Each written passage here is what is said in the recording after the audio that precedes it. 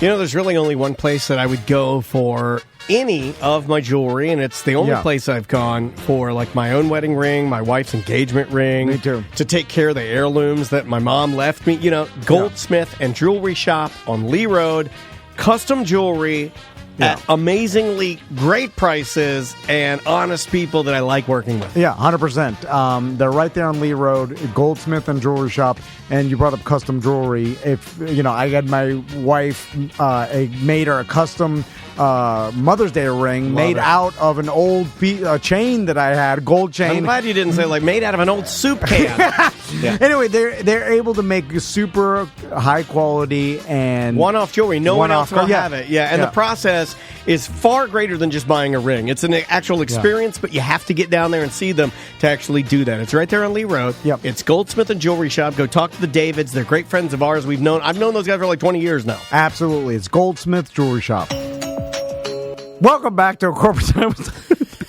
I just don't even believe it's real. I'm about to PayPal him the money for a new fog machine. and then it's going to be like, well, why didn't you just go buy a new one to begin with? Idiot. I have tears in my eyes because people, like, I really enjoy my job. I love it. I'm having a fun time today for whatever reason. I'm in a good mood, got a lot of sleep.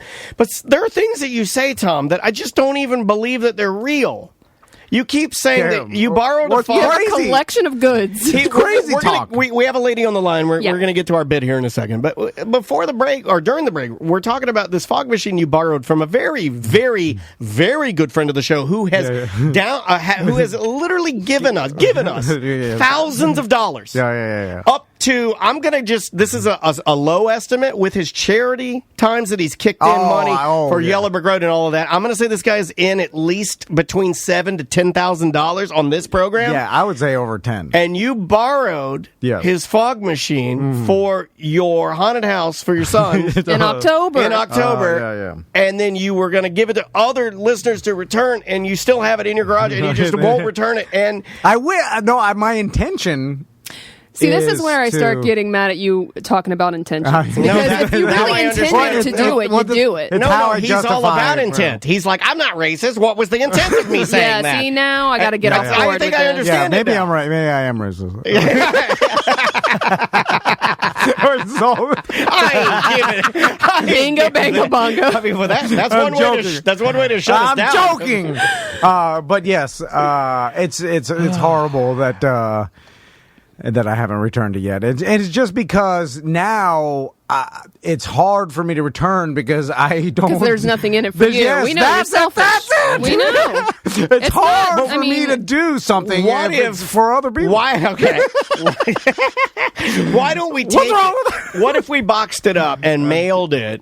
I thought about that. My God, it's going to cost so much money to ship that thing. But hey, we're just going to take it out of your check. Mm-hmm. I don't trust that I'll do it. I've thought about that because I was like, well, what does it cost to mail this thing back to Tactical Hat? And I was like, it's probably going to be like $60, even from here. Yeah, but I think that $60 it would make me feel better. Do I drain out the fog liquid because it's cheaper? Oh, but God. It's still, you can't mail it with liquid inside. It with the liquid inside. Yeah, you're not supposed to. I mean, you bring a box. They don't I mail bombs all the time. They're like, is there something in there? I'm like, no. Don't tell them it's blood in there. I've done that before. They get real mad. I mean, I told you about that, right? The time we mailed the Grizz's blood. Maybe we should go to our guests. I feel like this is going off the rails. Is something wrong with you today, man? They're like, you can't. Then they put a He hasn't been getting any sleep. Okay, well, it was for an AIDS test. Oh, man. All right, on the line. Not that funny. Here, just listen to this. He didn't have AIDS. Here we go. That's good. Or at least I didn't ask him. My God. Spending time on the radio.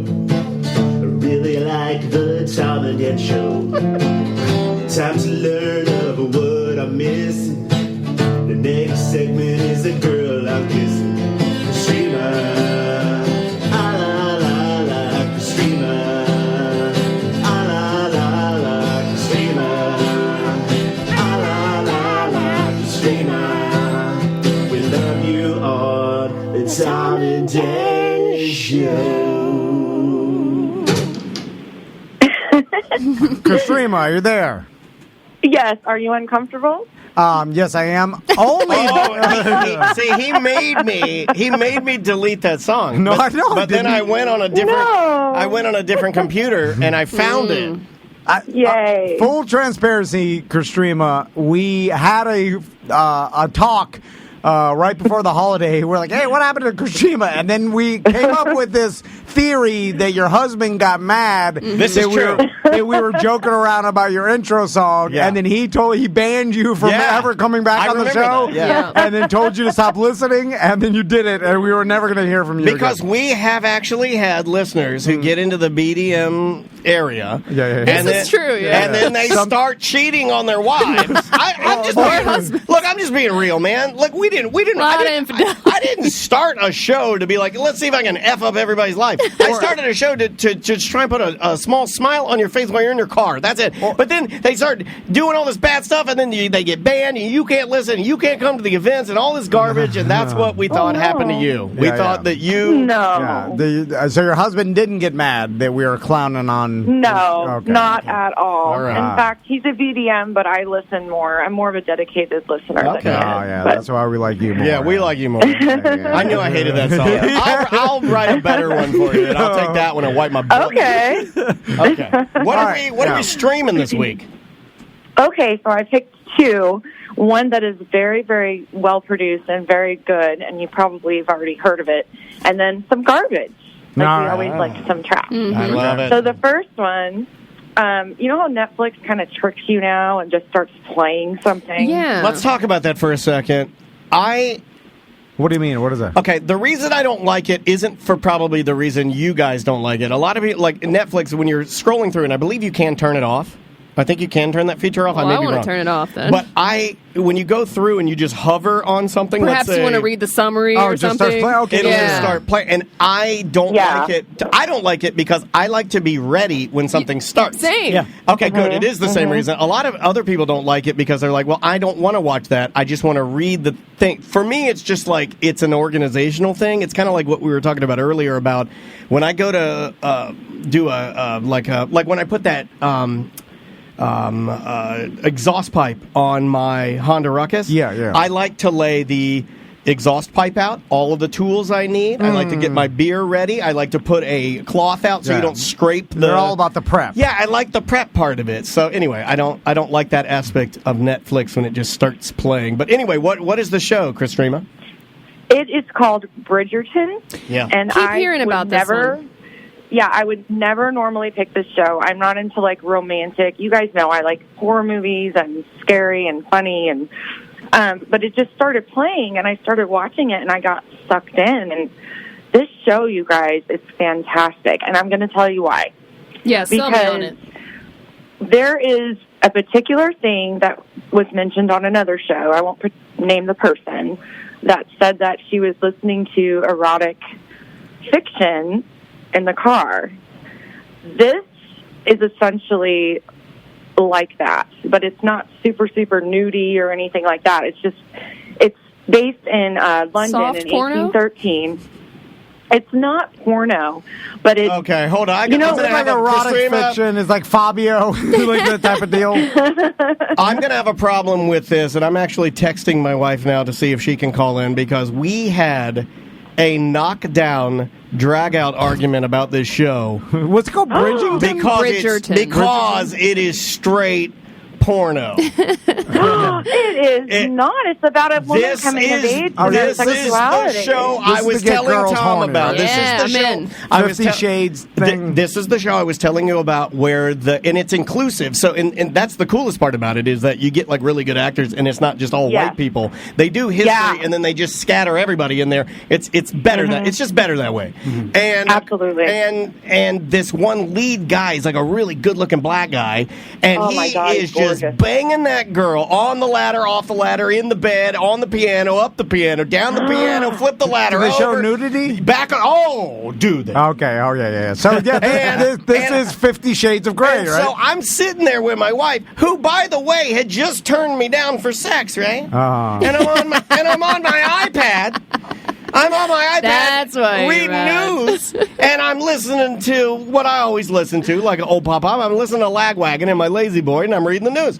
And my wife had just turned me down for sex, and then I look up on the TV, and she's watching this guy paying crazy. I'm like, you're going to watch that? Yeah, you should have let her watch that first, then Yes, Sam is correct. I've been waking my husband up in the middle of the night. All right, Christine. Oh, my goodness. It got into my soul. Like, I was just like, ooh. All right, I'm not going to okay, maybe I did... you did it wrong. I did it backwards. I do a lot of things wrong, Sam. A lot wrong. So, the 50 Shades of Grey phenomenon, basically, these are the offshoots of that, right? Like, they realize I did not watch that. I don't like that. I don't like romantic shows. Yeah. But this is more of a... It's different. And, like, women, we get into our brains. You know, like, we have to get into, like...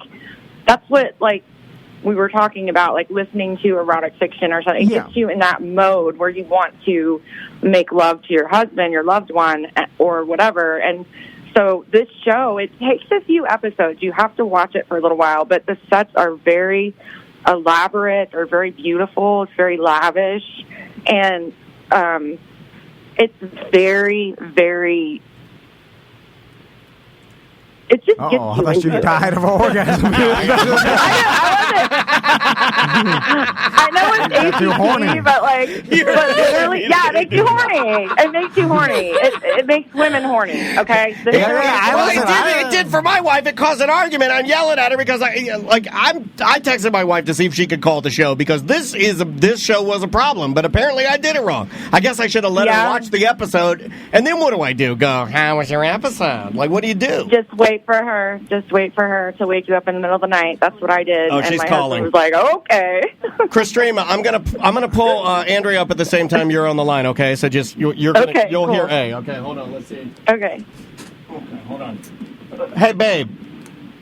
Hey. Bridgerton is the show that we got in the knockdown, drag-out argument about because you had turned me down for sex, and then I caught you watching your pornos. Why does it make you horny? What is it? No, she wasn't horny. She turned down sex, but then she's watching this Bridgerton, and then this gorgeous black guy is bang crazy on a ladder, and it was uncomfortably long. It was like a 9-minute bang session. Well, hold on. I watched that, and then it doesn't seem like my wife. What is it specifically, Christrema, Andrea? What is it? Is it the guy is like romantic? Like, what is it about these style of like romance novel style? What is it? So it is the romance. Andrea, it's not necessarily the what sex. does that mean? Is that the show? Did he watch this show? What does romance mean? I don't know. Someone tell me. Wait, no. I want to know. You said did you watch this show with your wife? No, I've never seen it. But I think Dan has seen a few scenes. I saw enough scenes to know that I wanted to yell at my wife. Let me start from the beginning. So, I watched this. It came out on Christmas, and you have to think about. It's funny because a lot of they didn't talk that there were these sex scenes in it, and so people sat down with their families on Christmas to watch Bridgerton because it's from Shonda Rhimes. There was no discussion of the kind of graphic sex scenes. And then, so I'm at the 6th episode. Dino has no interest in it. I'm at the 6th episode, and he walks in during people get married. And they are going at it, everywhere, in the garden, in the library. And I was like, he couldn't have walked in, second episode, seeing that it's a beautiful period drama. Ew.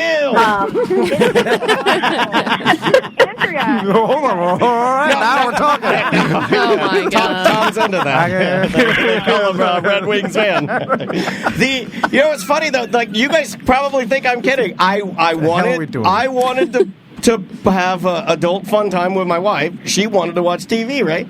So I wanted to watch the story. Yeah, I was really invested in the story. It's an adaptation of a book.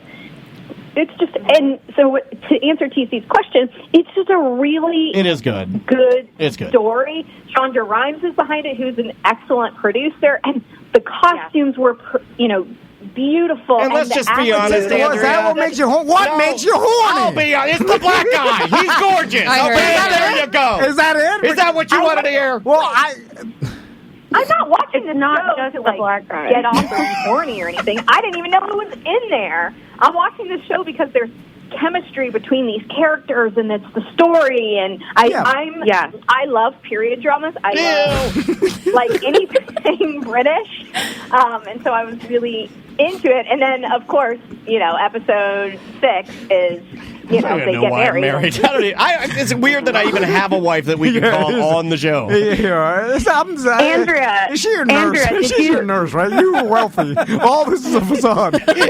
you just became a real Maisie's Walmart an actress. You're like, hey, you wealthy. That's hold on. Maisie's a little person. This is all of a sudden. Oh, like the orphan? That's a nurse. Andrew's a nurse. Maisie's a little person. Okay, Chris. You're a little person. Okay. So what's happening? Chris Strema has a question for Andrea. Yes, Chris Strema. Yes. Andrea, did you know that those two worked with an intimacy coordinator for weeks? Well, before they I did didn't know these that scenes? they worked with them, but you could totally tell their chemistry was amazing. Yes. So I think it totally makes sense. But what? Okay, hold on. I understand that no one ever knows. He's gonna circle talk You're here, tell and me he's about my life now? No.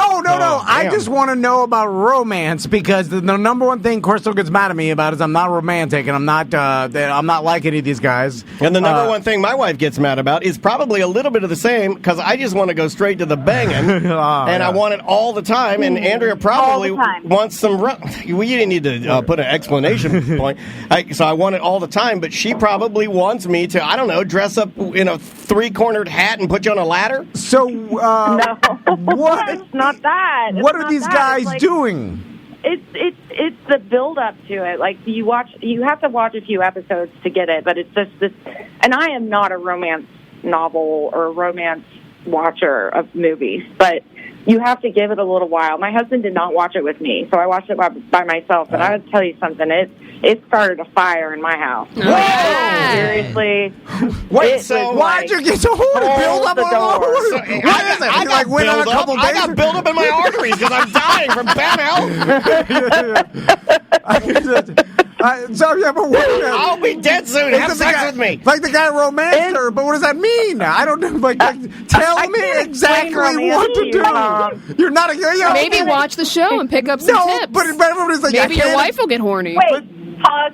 Okay, wait. So the characters really play hard to get in the beginning. So maybe you and your wife should take some time apart. Like you don't like each They other. And only like, do things- They only do things as a squad doesn't help family. us. Yeah. Everything together, even sleeping. We've been digging into this the week. key You guys is to- are a squad. Yeah, the key is to do things separately. I'm in. But is that going to make her horny like yes, you old need to, Christina? yes, you need to want each other. You need to want each other. Like if you're together all the time, there's no like you're just with each other so much that you don't want that person. And Roommates. so these two characters, they didn't like each other in the beginning, and they were just doing it to put on a show, and then they ended up spending time together, and then they liked each other. So Now, the Andrea, want and the need. Andrea, let me ask you a serious question. Spoiler. If I had not gotten angry, I am exaggerating about the argument, but we did we not?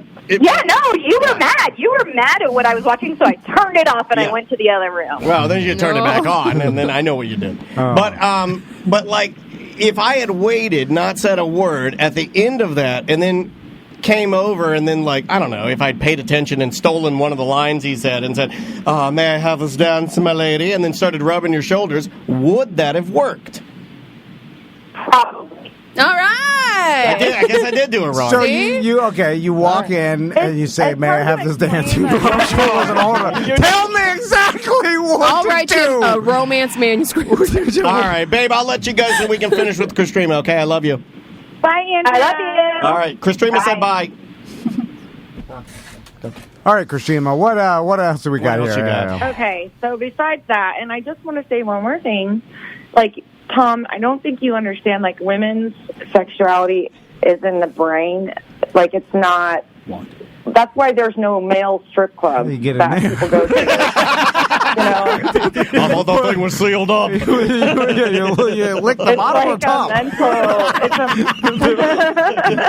The words that go in and out. It's like a mental thing, you know what I mean? Like for women. we know. So I watched the show and I was like, oh, I love my husband so I want him right now. You know what I mean? So I don't think my wife has ever uttered that phrase. I'd like I to think they replicate have different what relationships. I don't know. Yeah. Okay, well, let's go on. Let's move on here. Let's move on because I'm getting sad. Okay. Tom's really uncomfortable, so let's move No, on. he's really just bummed out. Aw. Have your wife watch the show. She's good for you. Yeah, but Okay, then if I so, suggest, she's like, I know why you're suggesting this. Yeah, it's like I heard you trimming your pubes. I know. And now you want me to watch the show? I know what it's That's for. like you're lighting the world's most Hypervigilant. disgusting fuse. I know she's hyper vigilant, but just let her maybe, casually suggest it to her. I don't know. right. But the next show is complete garbage, and I love it. And it's on Tubi once again. Tubi. I'm not done with my, reality show. It's amazing you're still on the Tubi because I feel pretty confident that Tom and I both agreed you would be out of there. Or that it'll be a company that won't exist in a year. Yeah. I'm still on it. So there is this guy that it's a spinoff from a character that was on the New York show. And his name is Frank the Entertainer. And he has a show that I strongly suggest you watch. And it's called Frank the Entertainer, A Basement Affair. All right. Frank Is Frank the Entertainer the guy that's like short and fat with a black T-shirt? No, he's hot. He's like a shaved head, and he's Italian. And I see a he's good pattern looking. here, Chris Okay, Dreamer. so this A guy... lot of hot guys in the shows you're watching. So you go guy's to like your a own Jersey room and Shore. you shut the door and you lock it, and then you watch your pornos without your Yeah. hubby. Okay, so what No, is I like Frank... porno just like everyone else, but I mean, there's just something deeper about like a love story. I don't know. All right, But- we're going to but- watch What Frank the is Entertainer for a second. Just to see Here's a what- little bit of Frank. Okay. Yeah, this is. Oh, the big- He fancies himself like a Frank Sinatra singer, and he's not. Oh, my God. Here we go. At all. This came out in 2010, by the way. Oh, my God. Whole Home to 10-year-old Wall Street, reality show. Madison Avenue, and movers and shakers like Donald Trump. Some people that say held That up aged well. well. Oh man, that's a bad reference. That is not a good reference. and ready to take on the world. Frank! And then there's Frank. What are you doing down there? Who's down there with you? Nobody, Ma. Do you need to know everything? Is this your underwear I found in the kitchen? No. You sure you don't have some girl down there in my house? Frank! Ma! What? Don't yell at me, Frank! So he lives in his mom's basement? Okay, so I got the vibe. story of an Italian guy that lives in his mom's basement, and then she He yells... doesn't really live in the basement, though. He actually, I looked it up, and that is his parents. Those are his parents. But he lives in a house down the street. He didn't really live in the basement. Whoa. I love that you did research on this reality Look at show. this. We got a regular. years old. We got a streaming detective Yeah, here. I'm Detective. I'm virtually comfortable with saying that any reality show that anybody watches at any time that ever existed, you could look at it and be certain that it's fake. Yeah, you can size it up, and if it's Yeah, not, yeah, you can tell. Yeah. Yeah. I mean, you may be wrong 0.001% of the time, but the rest of the time you'll be right. Now, how much of this particular older 2010 reality show have you watched on Tubi or Tubely? I'm about on episode 8. Why? Rashima, why? Why do you like it? Because to me, this is the most nightmare thing I could possibly You think knew of. Tom was going to ask that. Because it's not only reason- garbage, but it seems to me it's fake, unentertaining garbage from I like it. narcissistic, Can I ask a few Yeah, but you questions? just make fun of the people. I That's wanna why it's chemically fun. imbalanced people. Yeah, exactly, Sam. I need to know I'm with how you. you're watching, Christrema. Are you drunk or high when you're watching? I don't get high, but I do like to drink when I watch it. Okay, let's say you're you're at the end of the first episode you're watching. How many drinks in are you? Just one. Okay, are you on the couch or bed? On the couch with my Cuddlebugs, my dog. It's weird that you like the show. I was looking for something. I love trash reality TV too, so I can't hate. It's trash. Yeah, it's complete trash. And all the girls are like from upstate New York, and they're all like, or Boston or something like that. So they all talk. Wreck. And his mother cracks me up because his mother is there for everything. They're in his parents' house, and it's their actual house. Like, I looked it up, and the mother's like, "Not in my house. I don't know just Pinky. She's in heat. She needs to get a fire extinguisher." Oh, I like the little catchphrases. But it's just not in my. Yeah, I love that. They just film the mom. She's just standing there, and then the producer just feeds her line after line so they can cut them in. The whole thing. I don't think so. I think these are authentic parents. Like, Krishrima, you just said that he didn't really live in his mom's basement. Yeah, but that's his real parents. Yeah, like, okay, so he lives down the street. I mean, you're kind of picking and choosing what's real here, like the Bible. You can't. The whole show, I imagine. Listen, I just wrote the whole show in my head now. The whole show is this guy, this Italian guy. Why don't you write a reality show and make it big? He's in one right now, right? I mean, your life would be a great reality show. But the problem it would be. The problem with all reality shows is you keep having to up the ante every single time, and then at a certain time, like Clear Channel web numbers after the 15th episode, the stuff you're doing is so absurd that it's so far from reality that it's become stupid. You know, the one that I will say, and I don't know how they were able to do it, other than the fact that I think they just don't take themselves too seriously, and the personalities all kind of work, is Chris Lee Knows Best. Oh God! My wife watched that. That's pretty garbagey, dude. It's very garbagey, but it because they never go. It's hard to explain. It's almost like they know what they are, and I think when you do, you're all right. You're the best reality show when you know where you are, and then you're just exaggerating your own personality enough to make it entertaining. But that's your personality. It's not great. It's like a radio personality, or sure. But we kind of do it. It's like Terry Bradshaw's show. The problem is, this is maybe insane, but every time I watch those, like is it Chrisley or Chrisley? And any other reality show that's filmed in the house, I'm like, whose house is that well lit?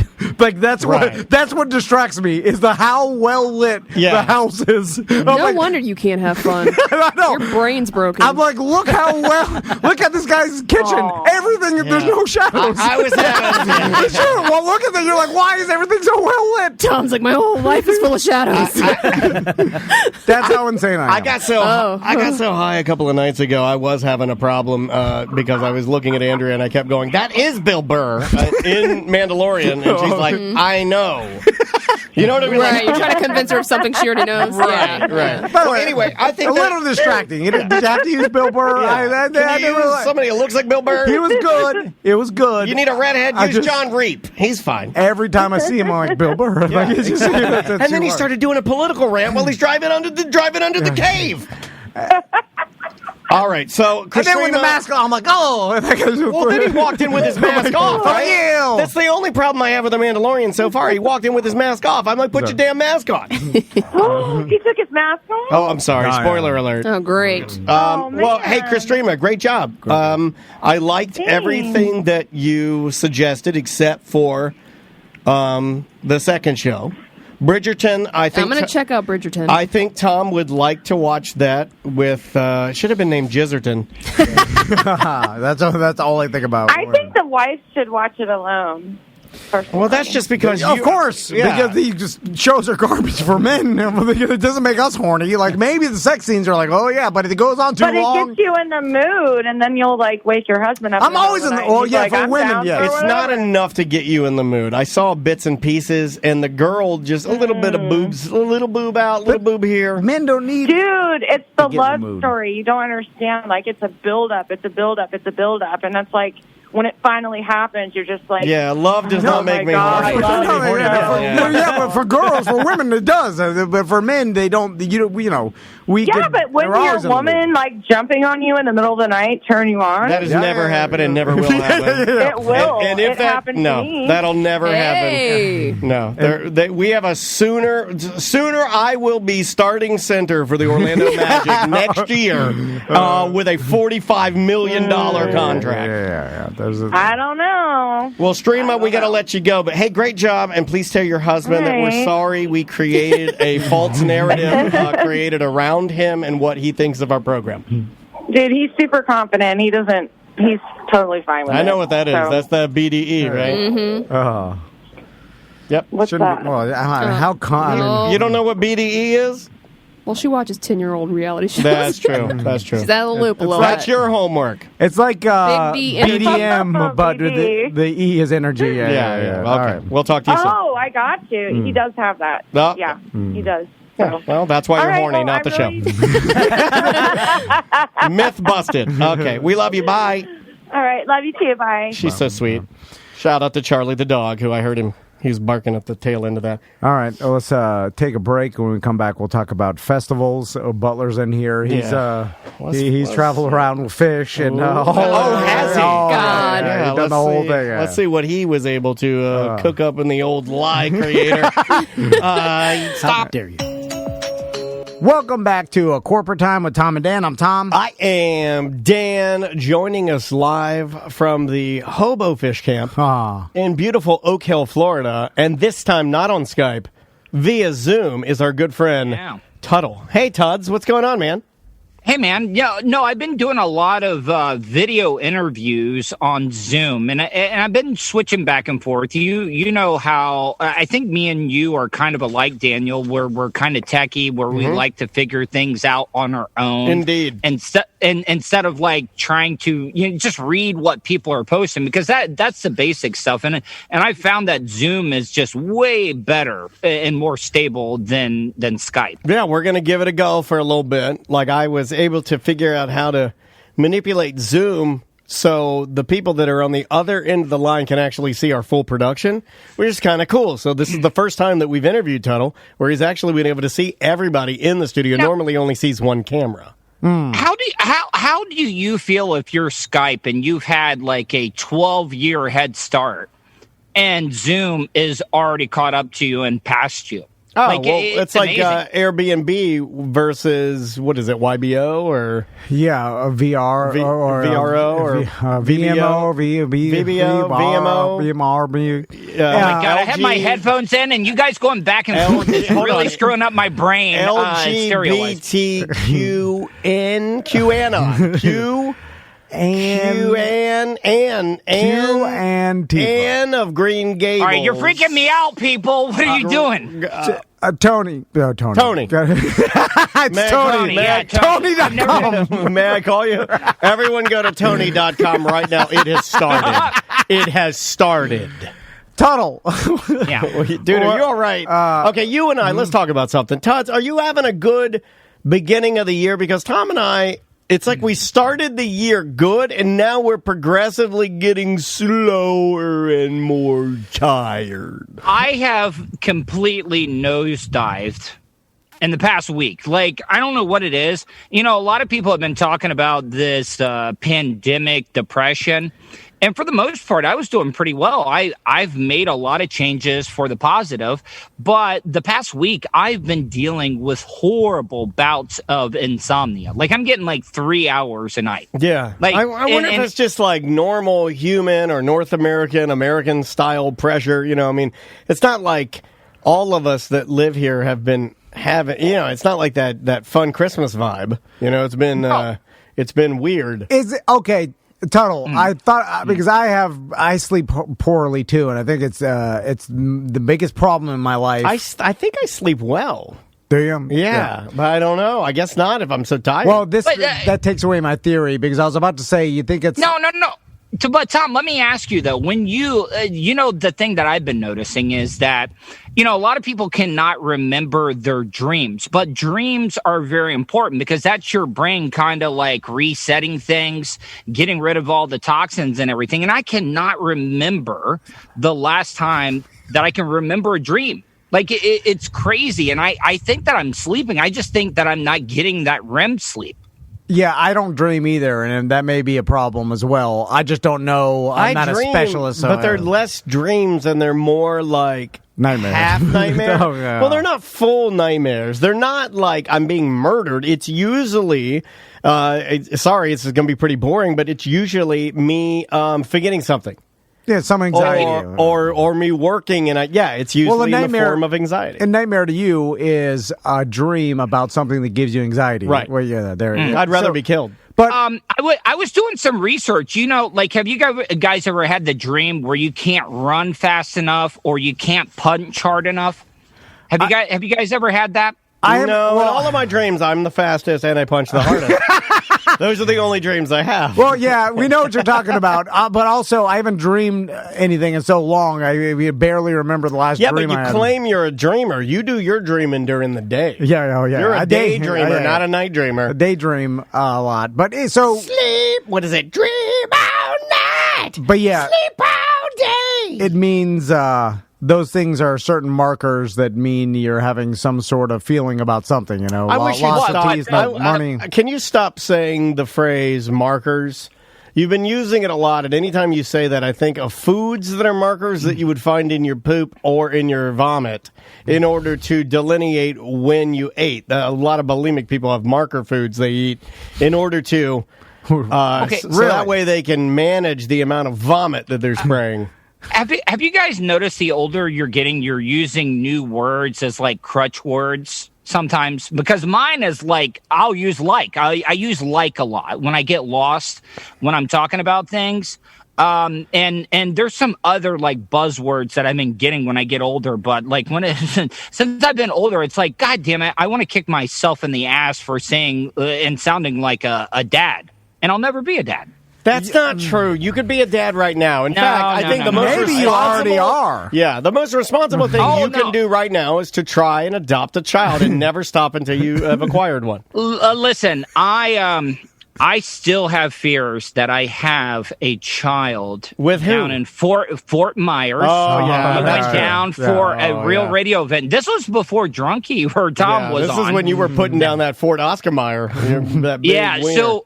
So it was the one time, because I am always OCD, I will not go without protection. And, you know, you always got your revolvers on you.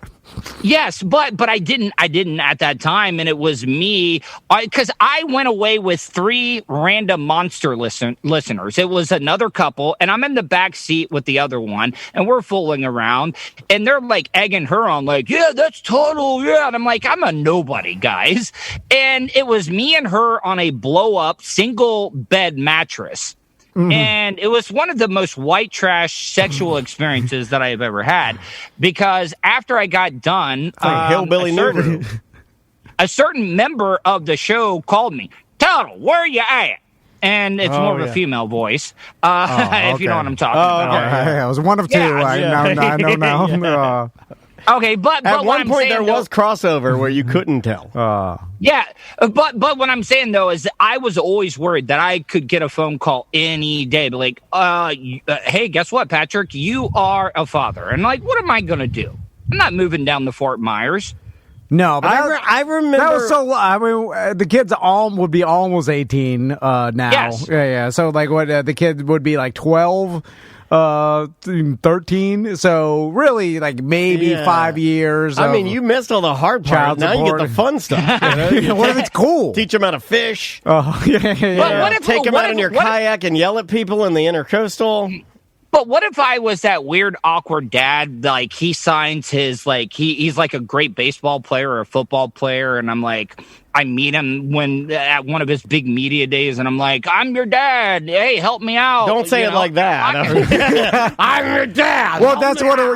You would if your kid ended up being famous. Yeah. You know, you start showing. You know, like you take his Olympic medals around to every Cuban sandwich restaurant in Orlando, just like Shaq's dad did. He's like, look. look, my son is an Olympian, and he's showing the medal at Cuban Sandwiches to Go on Lee Road so he could get a free cafe con leche. Okay, what if because Tuttle was a good athlete, a good baseball player He's back still, in the day. Probably still can wing it. So what if by some means of like genetic, and maybe the redneck that he banged that night, her dad was a good athlete. You know what I'm saying? It's like, so like perfect genes come together, and now you've got this kid, and the kid's 15. He's a star baseball player. You blanked Wade Boggs' daughter. No, so let's think about this, Tuttle, because there could be a scenario where you got this 15 to 16-year-old kid. He's a star baseball prospect. He's going to make it to the big leagues or whatever, and then you start seeing him on the news, and you're like,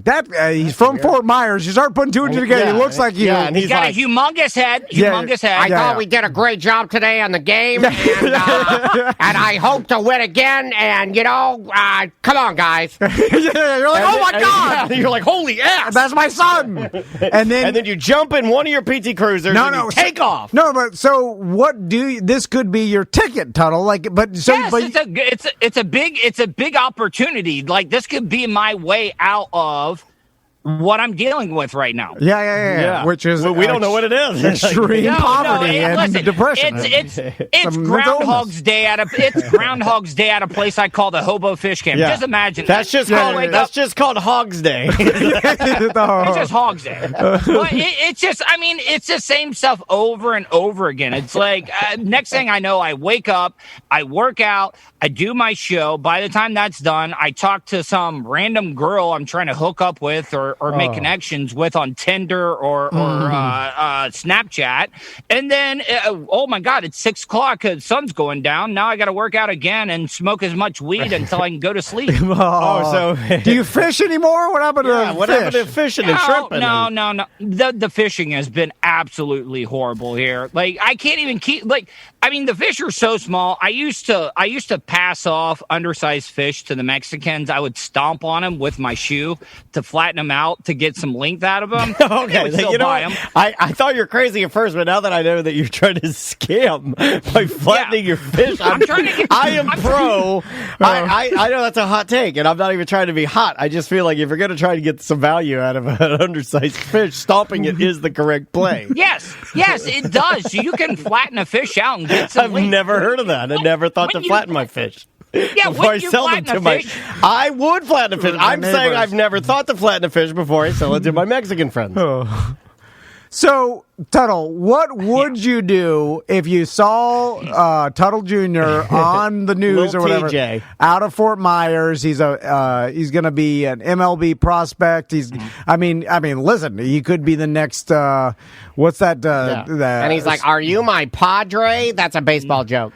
And because I feel don't laugh at that. I've already got it. I've already got exactly what I do. I still have my baseball glove that I played high school and college baseball in. All right. And I would meet, but then you said he's 15 or 16. It would be my luck. I would get picked up by the authorities for being a pedophile. Of your own son. On my own son. I'd be like, but no, I would come up to him and be like, hey, great game, kid. Would you like to play some catch? That sounds very pedophilia. Yeah, why wouldn't you just bust out with it immediately? Also, does that sound too much like a money grab if you're like, I'm your dad? No, well, there's two ways to look at it, because the kid that remembered or knew their dad left town or went out to go buy a pack of cigarettes and never came back. Like the Madden brothers from Good Charlotte. Yeah, and then you despise that person, and if you ever try to come back to try to money grab you, you shame him. Now wait a minute. What if he comes back with the cigarettes? That's just like as a launcher, castaway. Wilson. Yeah. What if he comes back and he's like, I didn't lie to you. I didn't lie to you. But you're in a position where you can claim, and this has happened, where you're like, your mom never told me you existed, so I had no idea. And I think that kind of dad that's never there gets a pass, because the kid's like, well, you didn't know I was here, so how would you ever? Well, you have to make sure the kid understands that. because he will still blame you. Well, no, but you can say, like, your mom never told me. I didn't leave. Yeah, but the kid just, I don't care. How are you supposed to... Hold on. How could you be mad if you never knew? Well, then I never knew. Yeah. Then you'd be mad at the mom, right? Yeah. For not... Okay, as long as they're mad at mom, I'm fine with it. So then, Tuttle, it's getting in there so that you start off heavy with, I'm not doing this to get any of your money. No, I don't think you can ever mention that. I want to... No, because they're going to think you're wanting the money. Yeah. When you say you don't want it, they're like, oh, yeah, he wants the money. Yeah, I wouldn't even mention the money. I'd act as if you'd... I would fake a physical ailment, too. Well, yeah. You need a little bit of sympathy. You want them to feel like they need to set you up in a cool house, right? Times are the thing is, you start off with asking you don't want any money, but that's a complete lie. You of course, have to do you a want the money. breakdown at some point where you're holding the glove and you're like about to give it to him, but then you have to break down and be like, you don't understand how many years I dreamed of actually getting to play catch with a child of my own, and now I have one. I don't. I need a moment. Then you got to walk away. You got to do all that manipulative. You got to really get in there and mess him up good in his brain. Then you stomp the fish. Yeah. Okay, so I have two scenarios here, okay? So the mother never tells my son, that's a baseball prospect, probably second or third round in the MLB draft. That's good. Okay, yeah. But he only has a mother. This kid is a mama's boy. Okay, he's been with his mom the whole time. Now, when you get in that locker room, baseball teams are notorious for messing with him. They love to use the F word for gays, if you know what I'm talking about. Yeah, just like Justin Thomas does. Yeah. Yeah. So he comes to me when he finds out, Dad, I need your help. I need to learn how to be a man. And I'm like, in the back of my head, I'm like, hell, I'm not even a man. So, so I have to fake my way around. It's a father-son buddy comedy that will get picked up by Disney. Oh, okay. I wouldn't have gone Disney for you. Yeah. You're much more of a Cartoon Network, Adult Swim. Adult Swim, yeah. Or my kid develops a huge drinking problem from the stresses of trying to make it to the big show, and he sees my problems with alcohol. He comes to me, and I take him to his first AA meeting, and I am his sponsor. Yeah, but then he convinces you the drinking is the way. Yeah. Also, you relapse.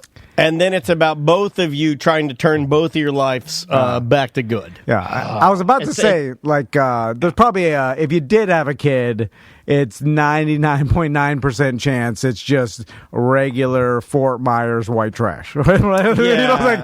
Them not being a star baseball player. Yeah. You're not going to get anything good. Yeah, somewhere this guy is refilling his blueberry vape juice. It's just the chances are. What? Oh, go ahead. Sorry. No. Go ahead. I'm sorry. I want to find out who you're interviewing because I'm still fascinated that you interviewed the CEO of Verizon Wireless or whatever that guy they're good buddies. mentioned. Oh, no, Boost Mobile. He's the creator of Boost Mobile. Yeah. He's from Australia. God damn it, I can't even remember his name now. But they're buddies. Like, doesn't he text you? They're not buddies. Yeah, no, he texts me all the time. No, how could that be, Tuttle? How could the owner of Boost Mobile care? Like, how does he have the time? It do you want to see the YouTube video I did with him? I saw it. That's why I'm calling. Okay, so I talk to him all the time. Do you realize my other part-time job? You want to know what I do? As soon as I get done with this interview right now, I am going on. I host and moderate job interviews for people in the Texas, San Antonio, Houston area that want to get hired for Boost Mobile. And then I do. You're talking to the vice president of Boost Mobile right now. Hold on, boom, joke's on you. I knew this. I knew, but I didn't want to say anything. You're talking to the vice president of Boost Mobile in your face. Boom shakalaka. Hold on, your other job is you recruit and hire. He is on the hiring staff for Boost Mobile in some county in Texas. How does that work? What? Once again, guys, I sell Mexicans to fish. I grew up. Daniel can attest. He hustles, this, okay? In De Leon Springs. That's true, yeah. Mexicans were the majority, and then it went Caucasians were the minority, and then it went African Americans. So I am able to communicate and relate with my Mexican brethren and higher, and that's what's in the San Antonio, Houston area. And you wouldn't believe one of the biggest things is that they want them to speak Spanish. They put him on the payroll. He's a Boost Mobile recruiter, vice president of recruiting. I was about to say, you don't know how to speak Spanish, right, Tuttle? I can understand it, but I really cannot speak it. I mean, your kids, I'm probably, you know what? Your kids are probably better than me. Who do we know who speaks Spanish? Tony. Let's call Tony. Only Tony Ray. All my friends are from Miami, but who knows what they're doing? Hola, ¿cómo estás? Me llamo Patrick Fowler. ¿Y tú? ¿Cómo estás? No. Mi amigo? There's no way. There's no way you understand he Spanish. Convinced me. I'm in. I would like Boost Mobile, please. So you convinced... Tell me about your plans, Patrick. No, okay, for people that... Okay, this all started because one day Daniel called me in the office. He's like, look at Tuttle talking to the CEO. I said, Tuttle is interviewing the CEO of Boost Mobile. And you said, no, he's not. Then I came in and I watched the Zoom video, whatever, on YouTube, and it was the owner of Boost Mobile sitting in a mansion, or what looks like... I'm sitting at a hobo fish camp rec room. It looked like I'm a gentleman that looked rich. Like little Epstein-y. Not that he was that, but I'm saying like rich guy. They have a look, gray hair, whatever. But in the background, looked like the goddamn Hogwarts or whatever. Like it looked like a mansion, it looked like a troll bank. And then you on the bottom screen talking to him, obviously, you're in a RV of some sort or whatnot, and it looked like Timothy McVeigh. Talking to it does look like that. Oh, the Unabomber. It looked like the Unabomber talks to some sort of billionaire trying to get him to do his bidding. It looks like billionaire ask a young man why he did the bombings. That's what it looks like. And I laughed, and then I said, how did this happen? It looks like McAfee interviews Rivers Cuomo from Weezer. Then I said, how did this guy not look at who am I talking to? Is constantly hustling. Yeah, but I imagine the owner of Boost Mobile is a busy person. They hired him. It's his job. Yeah, but then he sold Boost Mobile, and now he is about to start his new endeavor, which is called X Mobile. And Tom, just to let you know, everything that you and Daniel have done for me, he's wanting to take this ground roots advertising marketing scheme that he's wanting to do to be able to do his new endeavor, and he's wanting to advertise with podcasting instead of terrestrial radio. So I'm looking out for you, Tom, but if you want to make fun of me, buddy, that's fine. Oh, so he's got that X-Mobile juice, and you're... I'm not... Why do all of these interviews end up with you and him fighting at the end? I'm not making fun of anything. I'm just... He just doesn't... No, you're just saying that you're wondering why. It's just jealousy. You're like, how the hell does this nerd get to interview the CEO of Boost Mobile and X Mobile? That's exactly what it is. You don't have faith in me. You think you are better than me. No, I do. Hold on. He thinks he's better than me. That's not. I don't think I'm better than anybody. But what I'm having hard times coming to grips with is the fact that this guy, who's seemingly super rich and powerful in some sort of element, right? I mean, he's richer than all of us, right? We at least agree on that. And I would assume has an idea of how media works, and I understand getting into small batch podcasting is a right way What's to the go. Guy's name? Are you trying to be so hipster that you're calling it now small batch podcasting? No, seriously, it's just how podcasting. does he? Why does he? Is the guy Peter? Is that his name? Yeah, Peter Adderton. Yeah, I mean the guy is a legitimate. I'm looking him up now. I mean he is. But Tuttle, you understand? I would, because even if that guy was talking to us, I would say, why aren't you talking to the podcasts that are bigger than us, that you have money? Why aren't you talking to I guess Bert Kreischer and the Tom Seguros are too big, but you take a step down from that, there's a bunch of, you know what I'm saying? There's different categories. There's big nationwide podcasts that have nationwide reach. I'm just You don't want to talk to us anymore? No, you don't score any goals on shots you don't take. So just because you think that he is too big or too good for you and you don't ask, you're not going to get that. And it also helps. Did you lie to him? How did you do it, Tuttle? Because I have an amazing producer, Vulture. I know that you guys think that this is some weirdo or something like that. Honestly, we don't know what it is. Yeah, I thought for a split second, I thought it was an me. You think it's me? Be honest. No, for a split second, I thought it was an actual vulture, like a real, like a bird. Ornithology is what I thought it was. With one of those green plastic accountant hats.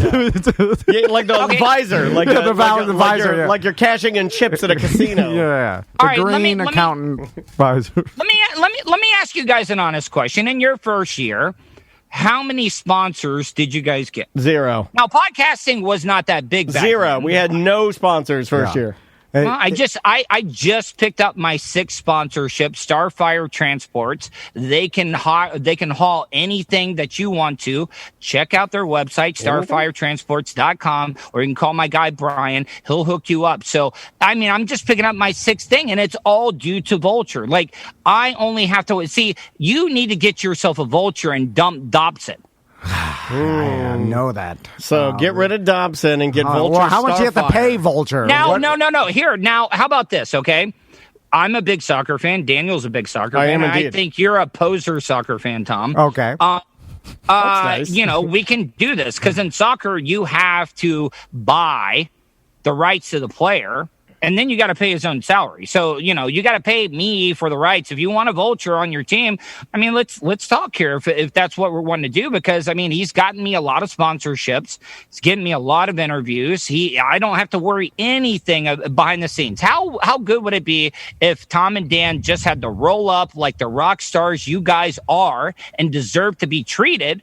Just have to roll up, could be hungover as hell, could still be drunk. Who cares? I like this idea. Just crack open the mic and talk. Yeah. Don't have to do anything. I hate all this other work. Hold on. I'm listening. Yeah. What is that? What does it entail? What? No, he does everything? Yes, and we're stealing Vulture from you. And he is a military guy and great at hand-to-hand combat. None of that that big fat guy that did the ninjutsu type stuff back in the day. But yeah, so Vulture can only take care of you physically and personally and business-wise. That's he's good at certain things. Tuck you in the back. What does it come? What does that do? He pecks it. He'll peck at it, he'll swat it, and he'll claw it a few times. If I'm just being honest, I got lost in my words. If I'm just being honest, I got lost in my words and sounded stupid there. That's fine. It's all good. We got to get out of here at some point anyway. So. All right, so back to what's going on with you, Tuttle. So now I know you've been getting more sponsors, and but you've fallen into this like every day is the same thing, and I think that's where the grind kicks in and the routine of it, yeah. And then you just have to be, because that happens to me too. At the beginning of the year, I'm like motivated, and then halfway into January, I'm like, it's Wednesday, I'm already out. I'm like, God, all this work's not paying off, because we are a society and human beings, I think, want an instant payoff. And then I constantly have to remind myself, it's not about the payoff, it's about the grind. And then once it pays off, it's not even really, it doesn't even feel good, because you started the grind so long ago that the payoff, like, of course it happened. Yeah, no, I mean, cool. Yeah, it's been a constant grind, and you guys got to think I'm doing this every single day because I'm really going overboard. I wish I was big as you guys that I could just do 5 days a week, but I'm even doing Saturdays and Sundays, and sometimes it just doesn't even feel like it's worth it, because like Saturdays is my lowest day, because Saturdays are people are sleeping in and then they're going out and trying to do things that they can.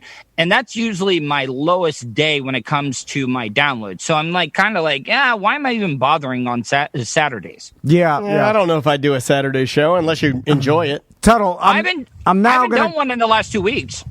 I'm now going to talk you into quitting. Here it goes. So, do you want me to cut that part out, or is that okay to leave? By the way, before I just got a text from Vulture. He wanted me to ask you, and I don't know who he sent it to, but I want to find out if you had a chance to look over his business proposal. I did. Oh yeah. I forwarded it to Tom. I know for a fact he did not. Tom look didn't at even read it. Yes, I did. No.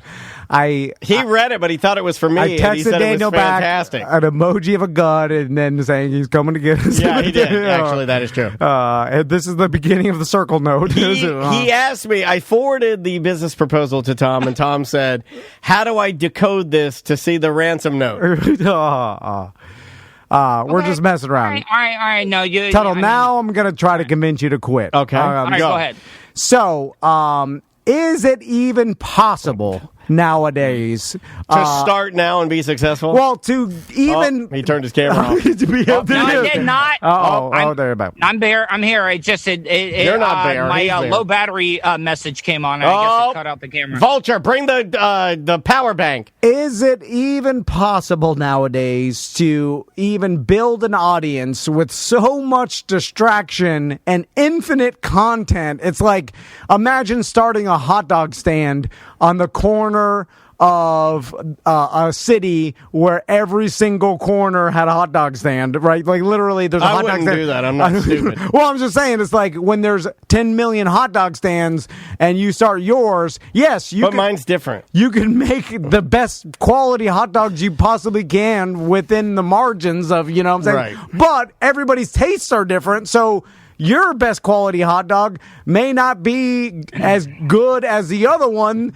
that's lower quality, but the people like that one better. They're already invested. Everybody has different tastes. Everybody goes to their particular hot dog stand, jumps around. Will you quit? I'm just saying, how is it possible, Tuttle? Is it even worth a try at this point to even garner an audience that you can, you grind out? Is it going to pay off? I'm telling you this. I'm talking actually to myself, to everything, luckily we were able to, get an audience to start, and we're trying to hold on to. Everybody is because there's infinite distractions. You're just. Will you quit? Yes.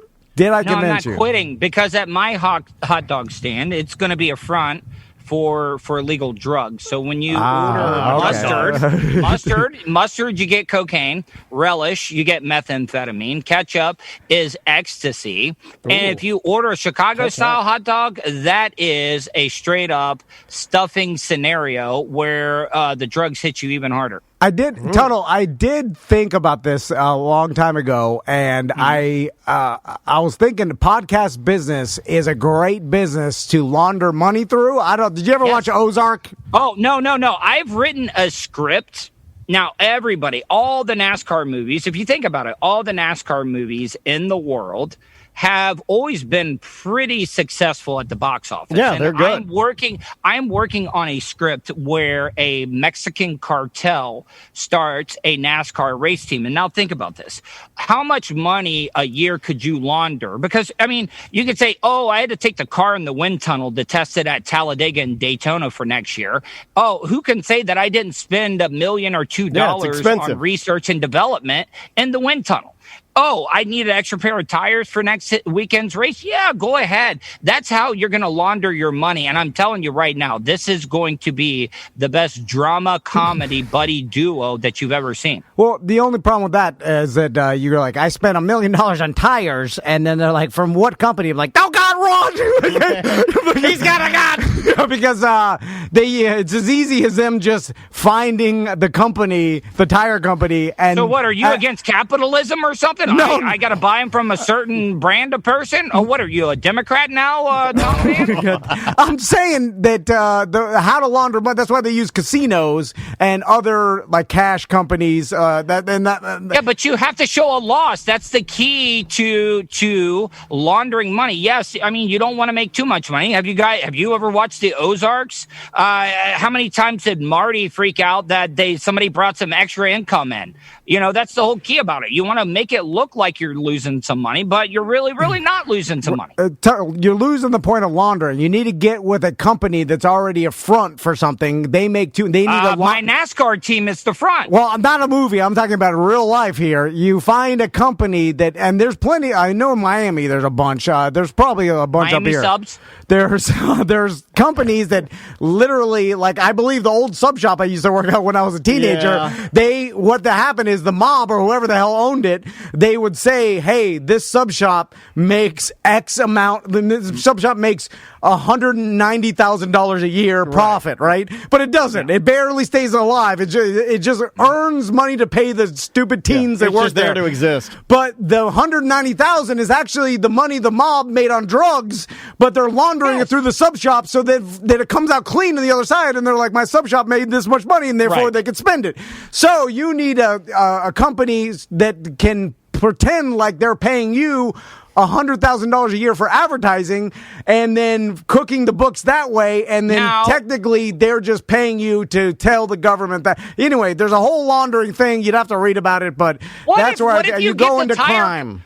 What if you get the wind tunnel guys in on it, the tire guys? You give them a little bit of percentage. Listen, that's harder. I've learned a lot about this. I mean, I think I've told you guys this story before, but my dad was welding hidden compartments in people's vans and stuff. And I remember, because I was actually out there on the day that they raided the place, they dug up that whole property because there was a rumor that the guy had almost 50 barrels filled up with stacks of $100 bills. So 55-gallon barrels, 50 of those buried throughout the thing. And I got to tell you, me and my buddies went out there one time after they didn't find all of them, just looking for one of those 55-gallon barrels filled with $100 bills. Hold on. So where is it? There's that's what we do. I'm down I don't want to do any of this, Tunnel. Look how hard this is. Okay, You're doing those shows. We need to find one of those barrels. We need a backhoe. Yeah. We need a couple of that's backhoes. the thing.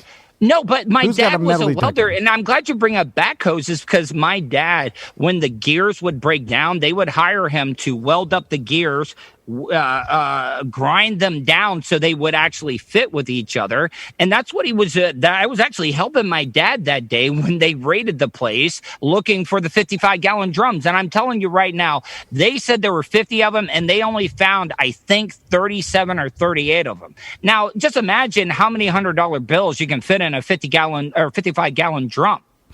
Now, it would make probably logical sense. This is in Astor, Florida. Daniel knows where Astor is. Yeah, I know where it's at. The guy who buried him probably told his buddies or something. You know what I'm saying? Like the fact that they were still out there would be almost ridiculous. Unless you buried one. I mean, if you watch Cocaine Cowboys, they'll tell you buried everywhere. They buried tons of money that they forgot where it was just too much. So they're I mean, a small possibility, but it seems. This was back in the 90s. GPS was not as great as it was back then. And do you think any of those rednecks back in the day in Upper Volusia County knew how to actually pinpoint where they buried their 55-gallon drums? No, they probably wrote it down on a piece of loose leaf paper. Yeah. It could be. Well, that's the next project, Tuttle. Find out where we can go. I'll handle metal detectors. Daniel will pack the lunch. And then we'll pack a lunch. Well, you need to do. What are you going to do? I can get some shovels. Daniel gets shovels. I'll make a few calls. I mean, it's closer to DeLand. I can get us some backhoes. We'll all split it. What's the possibility Tuttle kills us? Can we get Tommy and Max out there and tell them we're building sandcastles and having we can't bring the kids out there. There'll be some bloodshed. Yeah, one of us is getting killed to keep that extra percentage. Yeah. Because when that shovel hits the top of the barrel, then we all start shooting each other. I may not even show up because I know I'm the weakest, and I just don't want to get killed. Yeah. I might wait until you guys fight it out and then pop out of the bushes and shoot whoever's left. That's a smart one. Yeah, I'm gonna be in the bushes. You guys, hey, wait, did Daniel show up? And then Tom's like, oh, Tarek! And then you guys are wrestling, and then Tom overpowers you eventually. It's a tough fight. It takes about an hour. My dad will be 100 yards away. Oh, yeah. Having a 30-06 balanced up against his walker that has tennis balls at the bottom of it, like lining you up, and I'd be like, I just have to make one little signal. I'd be like, well, I'm bringing Mike B, and he's waiting in the car. Oh, no, he fell asleep. And then I come out of the bushes with my hands up. I hand my gun to Tuttle's dad, and then I split it with him. Oh, I know. Well, he breaks me off like maybe 3%. He's like, get the hell out of here, you pussy. And I'm like, yes, sir. That's just because the radio days he liked you. Yeah, he's like, I liked you on the radio. Then I run away from Tuttle's dad. You'll never speak. I know. Mr. Fowler, I'll say nothing. All right. I think we kind of... that was grim. That was grim. That scenario would actually probably happen. Why does every segment I do with you just seem like it's the visual and audio version of a serial killer taping like letters he cut out of a magazine to send for a ransom note? I don't know why we always go in that area. I don't know. We get the vibe of, Yeah, like the first thing I always thought, like today, like I thought of, I was like I always go to extremes. Like I was walking over to Publix. I'm like, if they don't have the sub I want, I'll burn this place down. Like everything is always like two extremes. It's not healthy. Extremes is the best. So X Games, not just the game. My brain does this to me every time. The weirdest situations, like if I'm around meeting with somebody personally, it's like, I bet you my brain will be like, don't punch them in the face. Don't punch them in the face. or if I hold a baby, throw it out the window. Throw it out the window. Okay. It's just like weird things like that. Like a cop waiting at McDonald's, grab his gun. Oh my God. How did the CEO of Boost Mobile call you, Tuttle? How? Because I am cut outside of the boring cloth. Tom Van, you become too business. I can see Daniel's one to take chances, but you're like, oh, we gotta play it safe. We gotta protect the business. And he's always telling me to, oh, hey, can you be a little more informational and a little less funny? Is Daniel the straight man, and now you're the funny guy? Like, I don't understand. Like, how did that go? He's taking shots. That was a subtle shot. We have to get out of here. All right, man. I love you guys. I love you too, buddy. Hey, plug your show. Yeah. You haven't listened. No, I haven't. I'm messing. I'm just joking. It's the Tuttle Show or something. Yeah, it's the Tuttle Daily Podcast. Tuttle Daily Podcast, available on all platforms. Guys, I love you, and I really appreciate you for letting my lame ass on your amazing show. Stop it, man. We love you, too. We'll talk to you soon, okay? All right, bye. All right, buddy. Later. That is Tuttle, live from... The more he compliments us, the more it means less and less. You know what I'm saying? I'm like, you think you're just saying that at this point? You still take it, though, right? Oh, yeah. Yeah, you still got to But I was just like, where... You're going to be telling me this? I'm like, he does look and sound good. He's been sober for quite some time. Yeah. No. I think he's doing good. Also, this is better suited for him working for himself. Oh, yeah. Grinding it out. It's just hard, He can't be around other people because he'll kill them. So for the best. All right. Bye-bye. Welcome to A Corporate Time with Tom and Dan. I'm Tom. I am Dan, no Sam, extra butler, Fisher here. We have guests. Let's get the business out of the way. Anything to plug, sir? I will plug that you can join our texting service just by texting the show number. Mm-hmm. Text BDM to the show number. Daniel, what's the show number? 1-844-TOMNDAN. That's 1-844-TOM, the letter N, Dan. And once you opt in, it'll send you an auto reply saying you're in now, and you will get text from us, and you can text us questions or whatever you want directly. So that's brand new for 2021. Yes. So what's also brand new is a new sponsor of ours, and I wanted to... Now, most of everybody already knows this gentleman from other shows, from Real Radio. What? Yeah, and so, but in 2021, the DeWitt Law Firm is one of our... Just call Bo. On the go. This is embarrassing. On the go. Just call Bo.com. Need we say... There it is. It's an honor for me to play that creation in front of you. It's really embarrassing. It's an honor for me to be able to share my gift. gift. The tagline's reading wrong. It's injured on the go. Just go. I know, but that was on the go. It was too clunky. I had to eliminate that. He invented it. It's his company. Some people are good at law, and some people are good at advertising. All right. How you doing, Mo? I'm doing well. How you guys doing? Good. This is already off to a bad start, I feel like. So, today we're going to do a little chatting with the Masters with you, and also a little bit of did you Tom know the and fun Dan fact? history. Here is a fun fact. All jokes aside, do you know that the stupid just called that thing? Do you know that Christine laughed so hard it broke her water and she had her baby? I'm a hero. Oh, you got to name your baby Mo now. See, that's awesome. Boy, girl, whatever. Moses, lay him in the reeds right down the river. Don't do that. We need to keep our babies. So, I don't know which we should start with, but maybe we'll start with some T&D history that we didn't really talk about too much. I think this is pretty interesting because this is when you and I honestly were...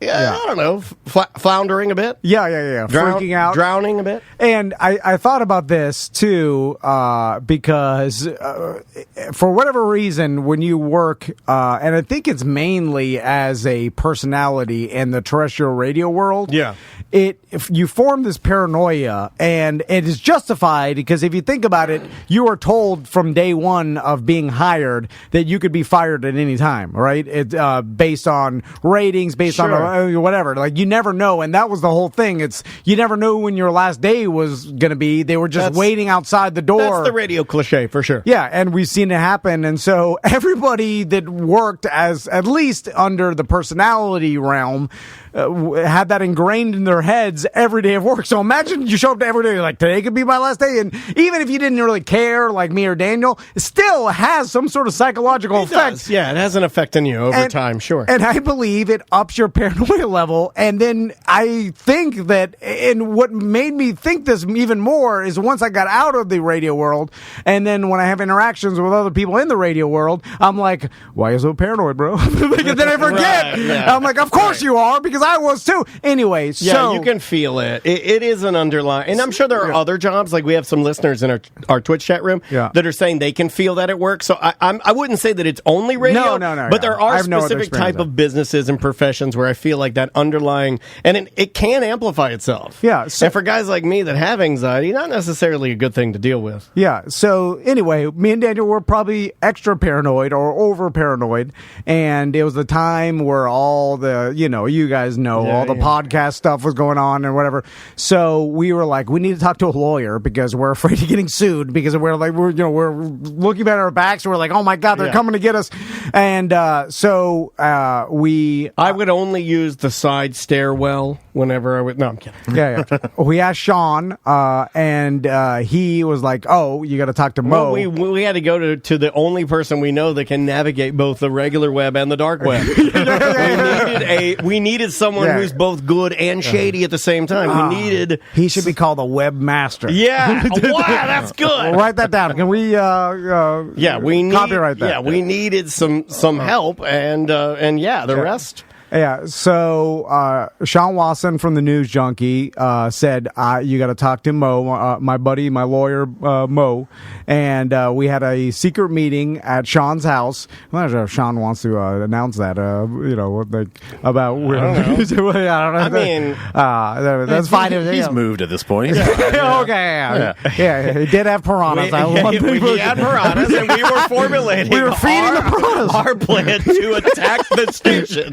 With the piranhas. Mass amount of piranhas. They were like, take the station over with piranhas a la Airheads and then hold it hostage. Yeah. Then when we're done, we'll throw them into Lake Eola.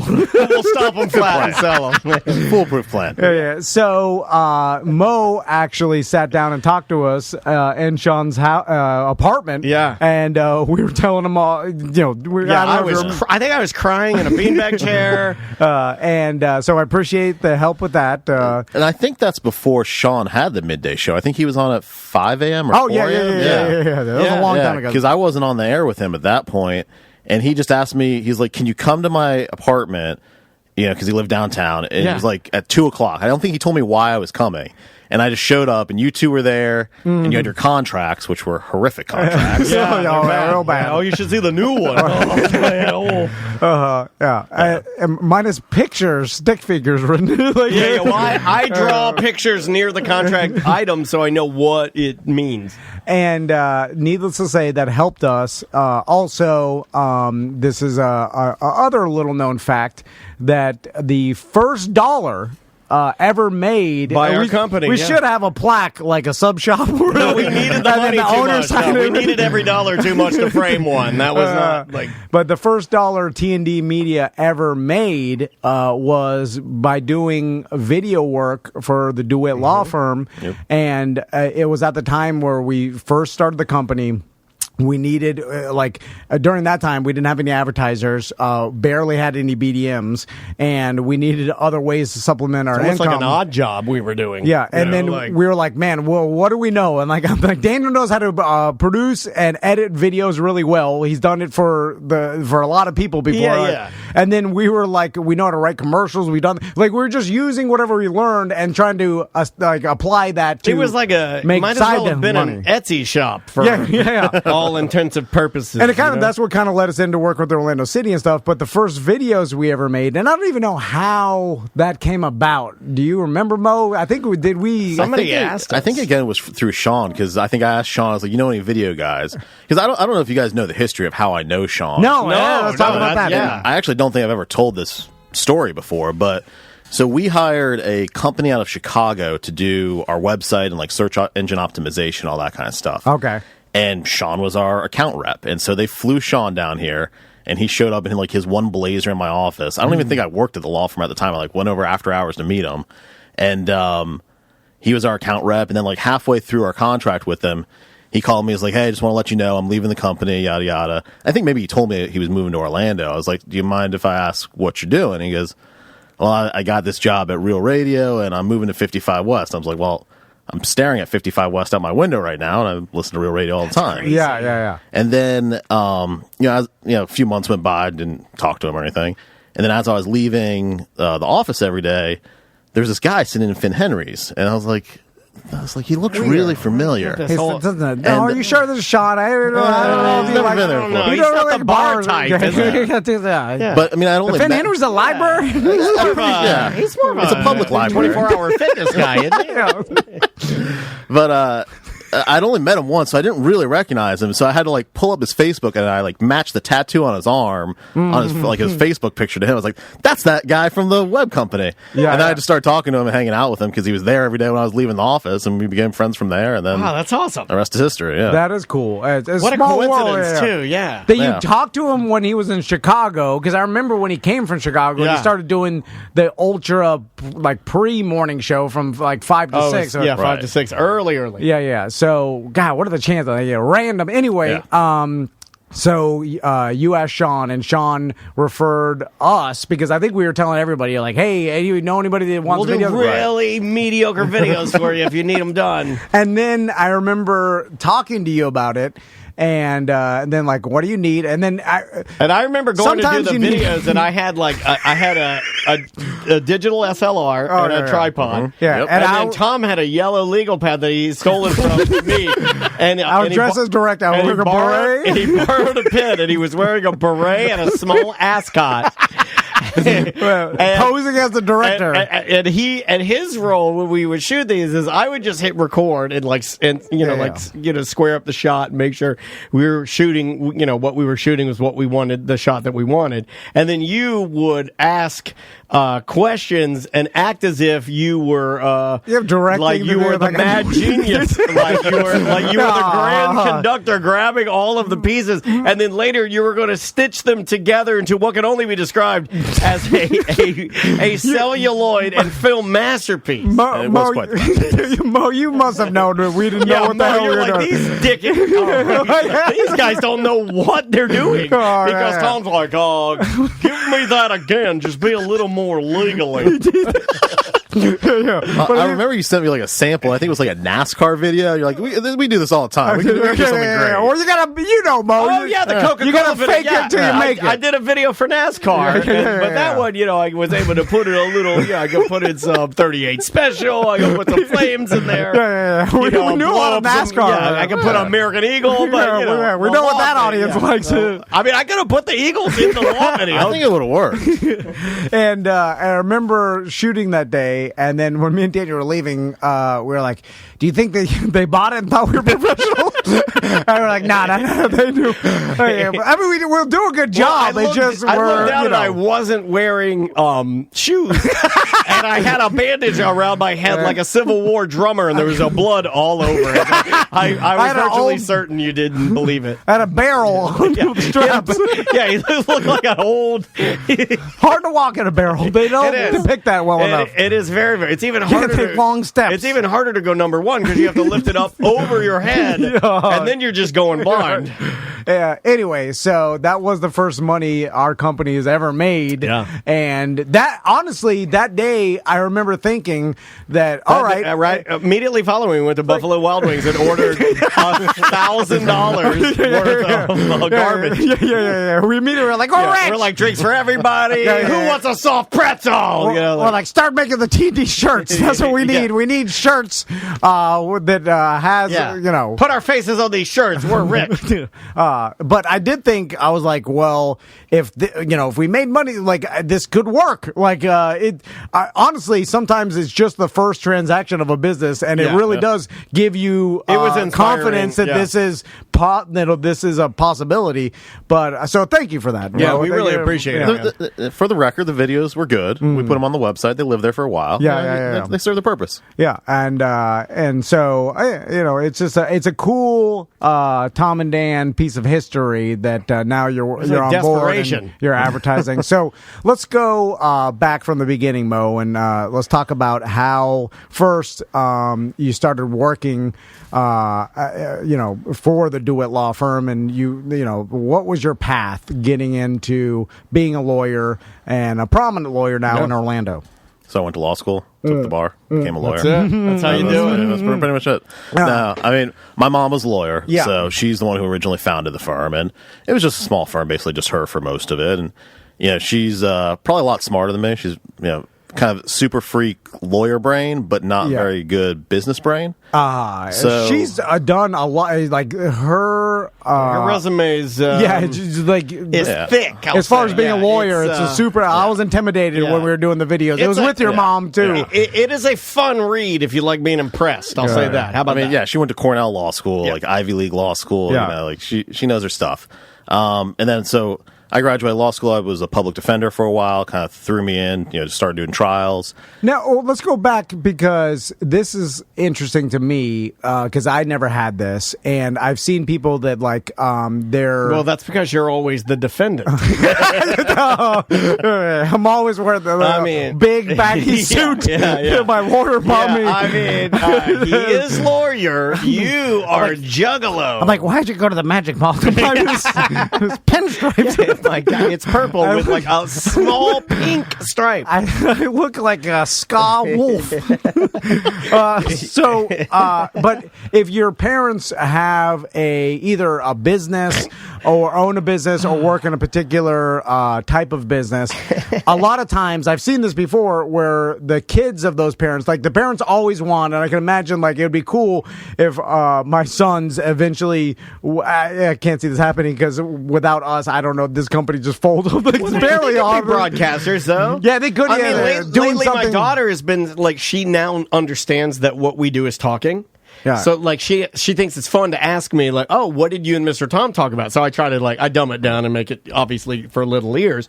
Yeah. But I can see it happening, man. But I know a lot of people that kind of went rejected it at first and I'm going to do something different, and then went and did something different for a while, whatever. But then they went back to the family business. Sometimes you want to differentiate yourself, right? I know that Andrea did. Like her dad would have probably been extremely happy if she she went into insurance, but she didn't want to do that. Yeah. And so, did you have was it always your plan to become a lawyer? Did you have that span of time after like high school or college, or you were trying a different route?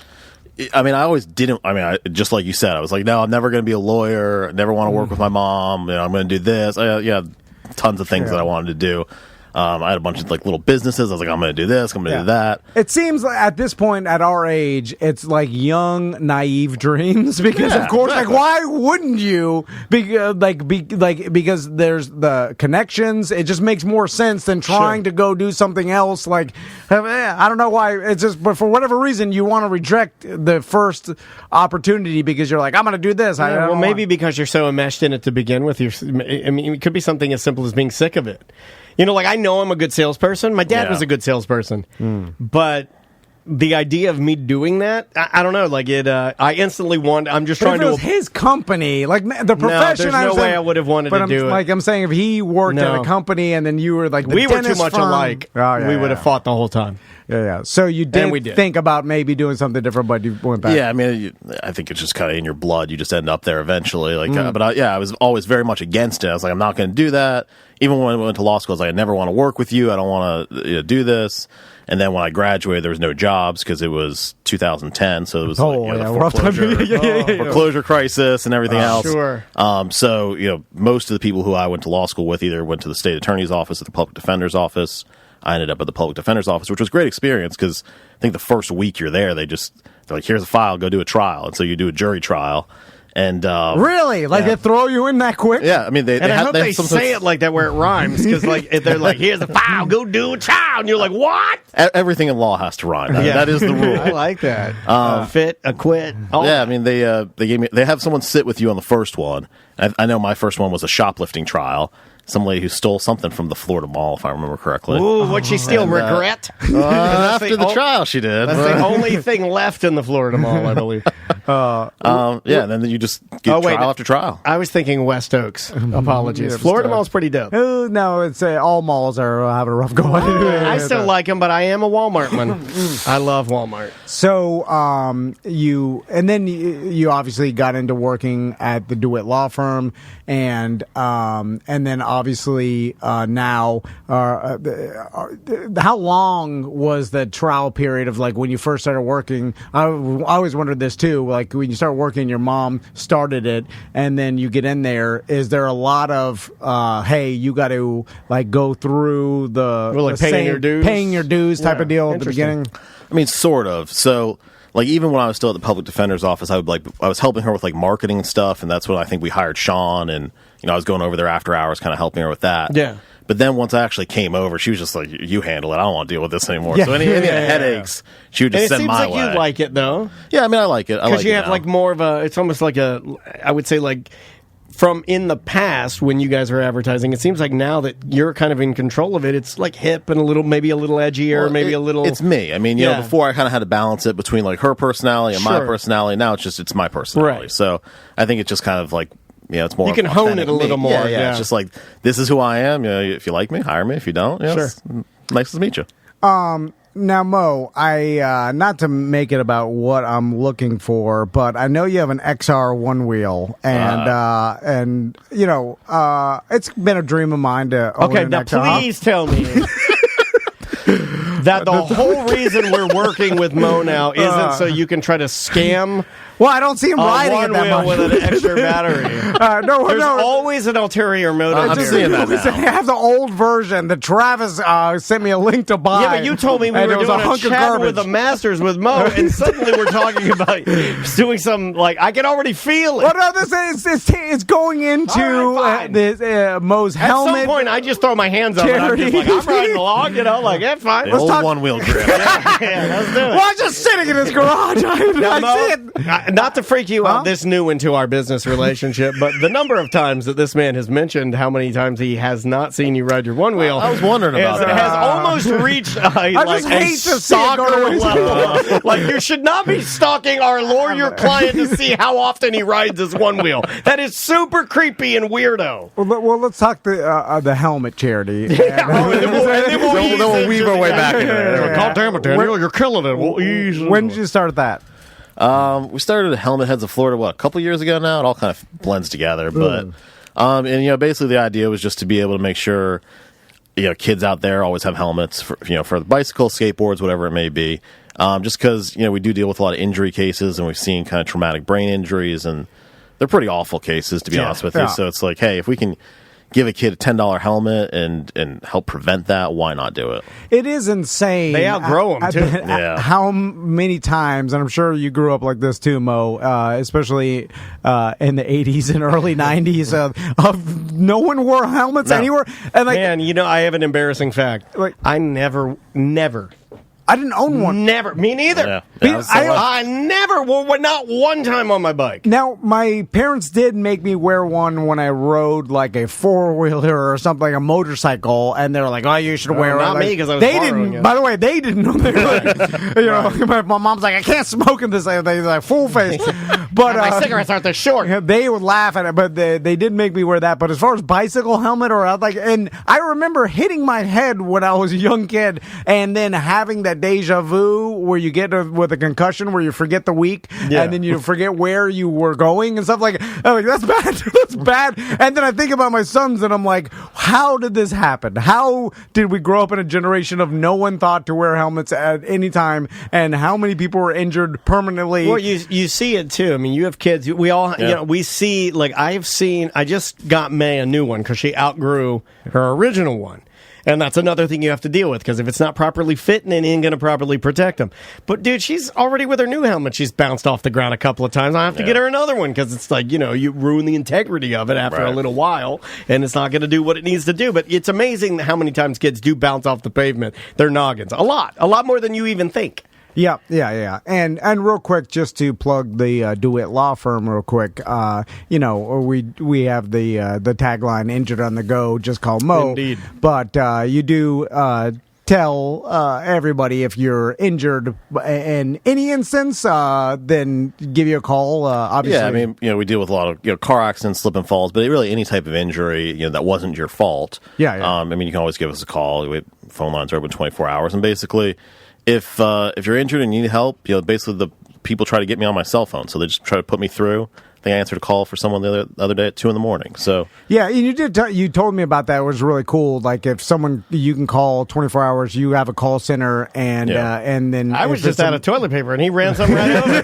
I was like, well, that's why it's not on the go. He was like, I'm on the go. I'm calling. I have 2 in the morning. Yeah, I've changed that. Anyway, so another piece of history we've never talked about. Oh, I don't even know. Oh, I do know where you're going. And this is, I know listeners who are familiar with our old nanny will know what I'm talking about. And there has been a lot of stories. She was with us for over 5 years. So that's a long time to have to eat in your bedroom, man. She didn't eat in her bedroom. Yeah. She ate in the living room. She watched La Gata, which I want to talk to Mo about. You lock her in her bedroom. No, she gets to watch her favorite shows, because I know what she likes. But well, I'm sure Mo knows what she likes too. My old nanny is actually the DeWitt's family nanny, and works with Mo DeWitt. Oh my god, now that's a come up right there. Oh my god, are you serious? That has been a joke of me and my wife, that she's moving on before you even this is before you even renovated your house. Yeah, it's a Jefferson scenario. She went from us to the DeWitt family, and I've been to Mo's house. I know, very, very nice. And I know all the stories. Do you know all the stories? I know a lot of them. Don't ask her about Mo doesn't leave his vibrator out. Don't say it. Never happened. Now, there's a couple things I don't know if you know that the nanny likes. One, her favorite show is La Gata, which I believe may have changed. Well, I don't know. I think now I don't know if that's still on. Ellen's Game of Games. And there's other things you sound like you're getting a little sentimental almost about. No. Well, first, the nanny that she's a great person, and it's awesome. But it is funny that it's seemingly she has a better life. I mean, just based on square footage alone, I can only imagine that. Oh, and just treatment and. Yeah. I mean, Mo, I can look in his eyes and see a shred of compassion. He's not unfeeling like you are. Less suspiciosos in your neighborhood. Oh, yeah. Well, gated. It was a gated. Yeah. My neighborhood, there's like, when she would take the boys for a walk, I'm like, do you want to bring the revolver? You give her a complimentary gun. This is District 9 around here. Be careful. District 9. The alien ship is parked to the you'll see it in the distance. Castleberry is where they shot Chappie. If the raccoons come at you, just, cap them off. Yeah. And your wife doesn't order her around, like, constantly, right? Like, you guys used to love to just, like, watch this. And like, give me my food. That is. Watch this.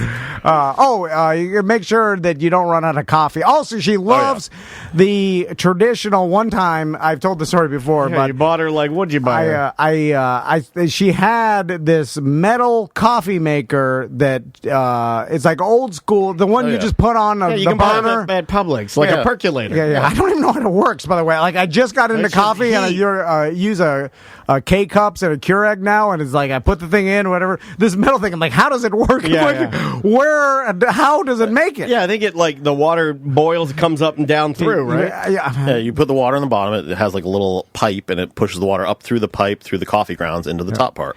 We have 3 of them. I thought, the one that she did have, you stopped it. You're like, why are you using this? Well, I assumed... What are you, George Washington? I'm going to get you the real stuff. I assumed that she was using this old school Colombian metal coffee, like from the old, like your old gold miner. Who do you think you are? I was like, what is this? Castro's grandfather? I'll make you some good coffee. I think this is what cowboys used in the 1800s. Like, why are you using that? I'm going to get you a coffee maker. Yeah. From Bed Bath & Beyond. Good old Mr. Coffee. I got the cheapest one. Sir. It was $13 at Bed Bath & Beyond. And then I threw her metal one away, and then I'm like, look, and I got... And I even ran some extra white vinegar through there so it doesn't have a plastic taste. And she's too nice. She's the nicest lady in the entire world. Where she thanked me, whatever. But then she hated it. So she didn't know like how to use it. She liked her one that she had before. And then I forgot to buy coffee. The chat room didn't know that Mo got your nanny, and they are roasting. I know. No one knows. This is the first time we've ever talked about it. And see, the people that skip a corporate time they'll skip it, and then they'll find, what do you mean? And then, it's just going to happen in waves. And so then one day she was like over the kitchen sink, and then she was having, like, she didn't have her caffeine. She's going through caffeine withdrawal because she had a cup of coffee every morning for 35 years. You have a cup of coffee every morning, and then I screwed that routine up, and you're having a problem by the sink. Hi, Nanny, what's the matter? You didn't like being locked in your room all night? Also, I did not do that. Also, another thing, I'm giving you a little tip here. I don't think he needs a tip. Just in case. How did this people make mistakes? How did this become get our new client in here, steal his one wheel, give him tips? Well, there's nanny advice from Tom Van. He should give us tips. Don't forget to disengage your Bluetooth from your phone. Because Mo's not an animal. I know. I'm not even implying that Mo this would ever happen. I'm just saying to those websites. Man. I know, but it's crazy. Because if you do that, if you engage your Bluetooth to the Alexa because you're showing your boys jingle farts the night before, they laugh. In the morning, you're not doing jingles. You're doing jingles something else. And then you're at business.com. You're looking up the stock reports. Oh yeah. And then you're like, why does it have anything of audio? Why does the stock report have audio of a woman screaming behind it? And then I'm pushing the audio up, and I can't hear nothing. And then you realize the whole time he's playing the audio in the kitchen. Yeah. And then you hit pause. You're like, oh God. And you're like, oh, hope she's like, not what out are you doing in there? And you're like, I'm watching videos of birds cawing. No. You would never say anything, but it's just like, and then you stay in there. You give it a good 15 minutes, and you're like, she has children. She knows what it is. No. You don't understand. This is the most pure, sweet lady. Sweetest human being in the world. And then you go out and she's frozen in fear in front of the sink. And you're like, oh, no, I know she heard it. I know she did. I've never said this before, but, Tom took the nanny out to Colorado. When we went out there, remember, we brought her with us. Yeah. And she was watching my daughter for a little bit of time. And there was one point where I did look into her eyes as we were leaving where I felt she was asking me to be her new family. I could feel it a little bit. There was fear. I did think to myself, well, no one's going to take you on fancy vacations again. You're reached the tippy top of stardom here. You're with old Tom Van. You get to go on these extravagant. Welcome to Star Search. 5 stars. By the way, I'm going to a borrowed house in 99. I'm like, they let us stay here. Don't touch anything. And then I see her getting on, Moe's plane and I don't know if you own it. It's old. And I'm like, oh God, it's a better life. It's a better life. It is a better life. Well, please pass on to her that I miss her. And that I'm glad she finally escaped. Escape. I feel like this is I eat ribs with that dude scenario. It's almost the same. Anyway, so I'm sure, and Moe's going to come on the show each month on a corporate time. We're going to talk law and whatever else comes up. Speaking of that, one last, and we'll end with a law. This is less of a question, more of a I don't understand how it happened, but we talked on another ACT about how the hell did a giant billion-dollar corporation let me do the dumb stuff that I did back in the day? Because now I'm looking at it as if, like, well, if I were them, like the higher ups or whatever, I wouldn't let this idiot do dangerous things at any time. He could hurt himself. I mean, think of it in front. Imagine this. I'm on a dirt bike. You're decapitated in front of 90,000 people. I am at Monster Jam. They let me jump I've never even ridden a 4-stroke dirt bike in my life until that morning, where I rode it around the infield of the Monster Jam like 5 times. So I for sure could have gone rocketing into Gravedigger, piercing the thin plastic coating on the outside. You just hit the roll cage and break all your face out. Getting tangled in the giant roll cage, and then while 70,000 people watch, pre-video, by the way, so at least there wouldn't be that. But then I'm paralyzed. Oh, it'd be bad. Or killed, and then my family, Crystal at the time, or my mom is trying to sue to get money because I told them, I was like, if I get hurt, sue this company. Let me ask you this question first, Mo. If you're a spectator at an event like that, and let's say this guy does kill himself in front of me and my daughter and my wife. Yeah. You could have. Do I have a lawsuit for them scarring my daughter who happens to really care about Mr. Tom? I always say this is America. You can sue anyone for any reason. Also, it may not help that I'm wearing a Bear in the Big Blue House suit. Yeah, so he really had her attention. Like, there's so many angles of a lawsuit here. Like, that's true. I never thought about the fact that it's almost like an attractive nuisance for children's eyeballs. Wearing a Disney costume, being employed by a billion-dollar company, doing a stunt for another billion-dollar company, Live Nation. It just seems unlikely that I ever got away with doing any of this stuff. So this shouldn't have happened, right? Or is it like Daniel brought up the case? Well, maybe it's harder for you, and they knew that it would be hard for you to sue them, so they let you do it because you're doing it on your own free will. You signed some, they made me sign something, some sort of on-field waiver. I signed some waivers or whatever, and like maybe they're like, it's protected enough, So what, in your lawyer opinion, do you side with me? How the hell did this happen? Or was it a case of they knew that it would be hard for you to sue them even if you did get paralyzed or die?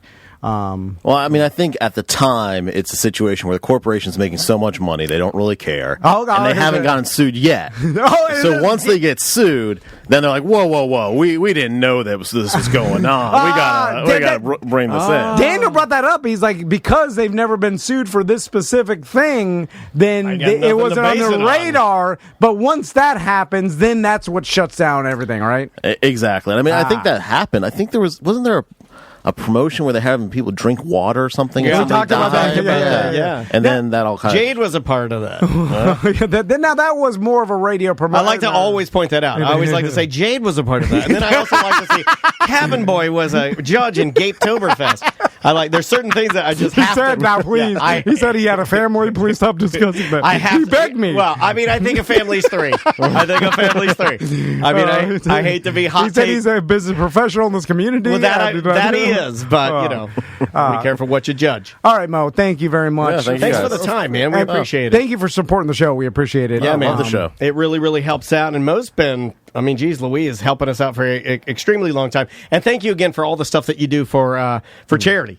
Yeah, there have been times when you've kind of swooped in the 11th hour and paid for all the green fees for certain things and helped us out. And that really means a lot, because the children's charity aspect of what we do, I know I can speak for you. There's only one thing I can speak for Tom. The most important thing that we've ever done is the stuff that we do for Yellow Brick. That's our most important. And they're work. a great cause. I mean, they're a great foundation, great people. Yeah, and Mo has helped us out with many times, countless charity foot golf tournaments with paying for the green fees, and we appreciate that. Doesn't look like we'll be doing that anytime soon. Yeah. Well, we're figuring something out. We'll figure something out. Yeah. But justcallmo.com is the website. The DeWitt Law Firm is a new sponsor of Tom and Dan, so we appreciate it. All right, Mo, we'll talk to you soon, man. Bye-bye. Welcome back to A Corporate Time with Tom and Dan. I'm Dan. Tom. Oh, good to see Mo. I love seeing some Mo. Yep. It's always nice when he pops by. We have a limited time because of our guests, so let's jump into your voicemail messages right now. If you've got a voicemail message you want to leave us, you can do so from our app.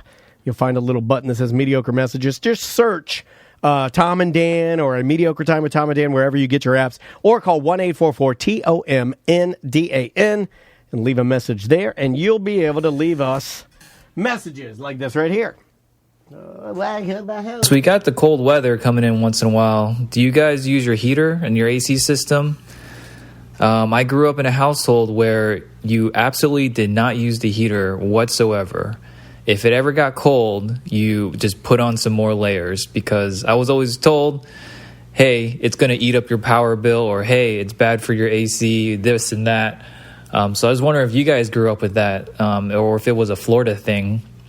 I got a new AC. I don't think it's a Florida thing. I think it's a we don't have money thing. I can remember a couple of times where my mom and dad hated running the heater because they did not want to burn the oil. In one home, we had a oil heater. Okay, all right. That the guy had to come. I remember in the middle of the night one time, it was really cold, and I remember us running out of oil, and I remember the tank was near my bedroom, and I remember looking at my window and seeing a big truck filling up whatever tank we had for our heater. Gotcha. So you had an AC, and then you had a separate oil heater of some sort, right? Yeah. But we didn't run it very often. Now, in my household, I run the heat much like I would run the air. It doesn't get really cool, though, very often, so we don't really run it. But if we need to run it, I run it. I don't think of it in terms of Well, we've got new systems from American Air and Heat, but even usually your system is supposed to just keep the temperature at the set temperature, just maintaining it. So if you want it 72 in your house and it's 40s outside, it's running the heat to keep it at 72. Yeah, it can bring it up, but it doesn't come out I don't know if your system does the same thing, but it won't come out hot. It'll come out not as cold. It just maintains the regular temperature. But I remember as a kid in Miami, we'd never run the heater because it never get that cold. Yeah, it wouldn't get cold. But every once in a while, a cold front would come in and get 50s or whatever. That was our winter in Miami. And when my parents did run the heater on the AC, it smelled like something was burning for the first 15 minutes because... It's like dust burning off the coil. That's what they say. I was like, that's just the dust burning. And then I'm like, is that good? I remember thinking the as dust a kid, is burning? I remember thinking that's not good. I also what's on fire? Have you ever had an old light bulb, an old one, not a LED, not a newer light bulb, but an older light bulb that maybe is in an old lamp? And it collects a lot of dust. And then you go to turn the light on for the first time in a long time, and it'll burn. It'll give that same smell. I just farted for 3 full... Oh, that was bad. Sorry. Don't waft it around. I have to waft it away from me. And it'll burn. You can smell that same smell from a light bulb. Dust. Yeah. And I hate that smell. Yeah. But you're right though. It is a poor person thing. And Dave Chappelle has a bit about that. It's like you wear the coats in your house. Like you can tell when someone's rich or when they're not wearing a coat in their house in the winter. I think that's more. But I do believe in it though a little bit. You know, like in our house, I would much rather grab blankets than turn the heat on. Yeah. Well, no, me too. I'm not a turn the heat on kind of guy. I mean, I'd rather save the money. If I get cold, I'll put that one of the new Tom and Dan hoodies, that super soft one. And I'll be good in that. You know what I'm saying? Rather than turn up the heater, you know what I'm saying? Yeah, no, I'm with you. Yeah, I agree with you 100%. Let's try this one. Hey, Tom, Dan. Tom was driving me crazy. You guys are talking about music festivals, and he keeps saying South by Southwest and comparing it to like Coachella or Bonnaroo, and it is not that at all. I think you have like an idea of South by Southwest, and that South by Southwest is not a music festival in any way. It is a city takeover of art, pretty much. Like I always thought it was more of like a industry showcase aspect too. I always thought that like South by Southwest would be like, let's say you have a band and your band is good and has some industry buzz. I've always thought that it would probably be advantageous for you to lobby your band to get a position on one of the bigger stages of South by Southwest, because eventually that could lead to possibly a recording contract or maybe aligning yourself with the right people for distribution. So is South by Southwest like Burning Man in the way? No? It's not like it's more of like an in-city. Well, it is art, but it's more of like a in-the-city, different venues, art at a bar, not a... Is it the same city? Yeah, I think it's all in Austin, isn't it? Is it? Yeah, it makes sense. It'd be there, but so it's always in Austin, and it's more of a takeover of art and like industry band showcase type of thing. Okay. So it's almost like a mega conference, for lack of a better term. It's just not a music fest. I mean, like Burning Man to me is more bird mask, and you're wearing a thong and you're riding a bike. Yeah. And, it's Mad Max Dome. Yeah, then somebody's playing a Mad Max piano on a car, and they're driving you around. You got a calliope. Oh yeah. You got a dog with a dildo on its head. Yeah. Like that's ridiculous. I never knew. This is not that. Yeah, okay. This is not Free Love Party. This is tons of bands, tons of art inside the city, and almost like an urban. Gotcha. Okay. Like kind of a thing. I didn't know that. I literally thought it was a music festival. And I always thought it was more of a showcase. I didn't think it was like you can go to South by Southwest to see really good bands, but I always thought that those bands, the reason they're playing is like almost to like showcase their new album or whatever. I don't know what I'm talking about. I'm not too into like art festivals. And I know that my buddy Andres, Andres and Land, they're really, I mean, they're Miami through and through. Well, it depends on what, there's a varying degree of art festivals. Yeah. And if you are like Maitland and you set up, 150 10 by 10 tents, and underneath each one there's a different guy selling his own art, I mean, I guess that is an art festival, but you see what I'm saying? There's more of a flea market. It's in the emails to Tom at tomandan.com. I'm just saying, that is what I wanted to say, though, by the way. You're just braver than I am. Because a lot of it is garbage. I remember one time they were like, hey, this was before kids, they're like, hey, let's go to Art, is it Basil or it's down. Art Basil, I know what you're talking about. It's a big in like over South Beach, it's like the takeover. Hey, look, they've got the new Mr. Brainwash. Yeah. Some guy put up 100 red umbrellas on the side of a building. Yeah, exactly. I'm like, I can't think of anything I'd... they use the lights inside the building to spell out peace in the windows. Literally can't think of anything I'd rather do less, because I am not interested in that. You're not down with the Basil? I don't get any enjoyment out of it. There's nothing. It's literal nothing. What about like... And it's a pain in the ass to go down there. Maybe they What about like human art? What about like human statues spray painted gold? Oh, like that's like a bum. That's a bum art. I'm into bum art. Okay. I'm trying to find what if you're painted gold in your frozen statue, or and then the kids go, and then you move when the kids are around. You scare them. Your SpongeBob, like a bum but art. It's sad SpongeBob. Yeah. I'm like all about that. Mickey Mouse with a long deflated nose. Yeah. But I just get nothing out of it. You're walking through. You're like, look at this sculpture. It's made out of sprockets. Look, now, I'm out. I'll preface what I'm saying, because I'm not talking about our friends Andres and Leanne in with this next comment. But I do believe that there are people like Andres and Leanne. I think they go to Art Basel or Basel, whatever it is, and they go because they do enjoy it. And it's fun for them. But it's also what people do if you like Miami or cool, hip. But there are people that only go to that to say... They went to it, yeah. They went to it, or to be seen at it.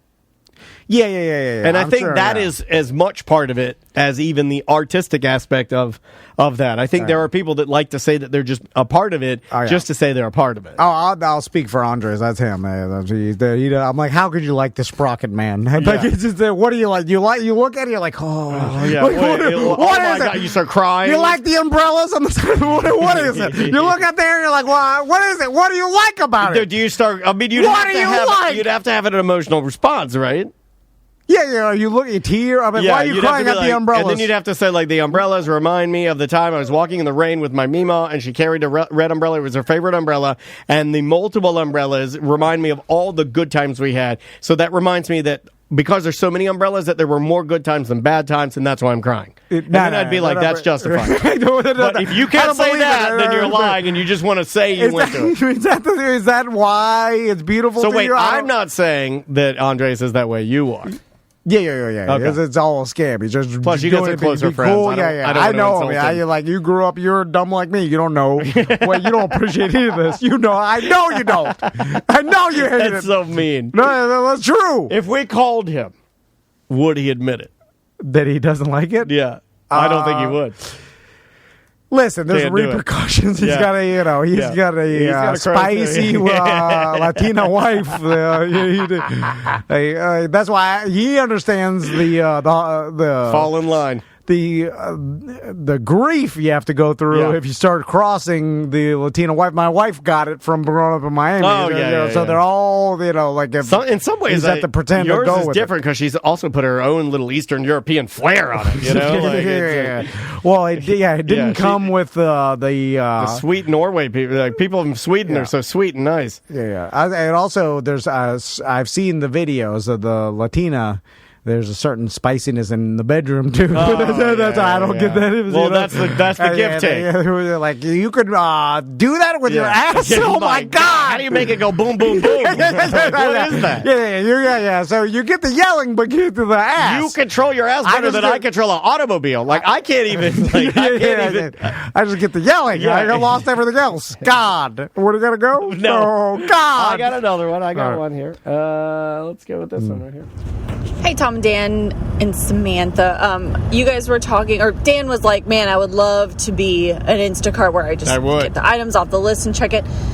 But I say that I think you would realize very quickly that your anxiety would take over, because you have to stand there and look for the things in the aisle, and you are just in the way of people trying to shop. I know I shop at Aldi because I'm a poro, and I can't stand it when the Instacart people are just standing there and they're like, you know what, screw you, this is my job, so you're gonna have to work around me. And I'm like, I just want to grab the freaking spinach, woman. And she's like, nope, gotta stand here.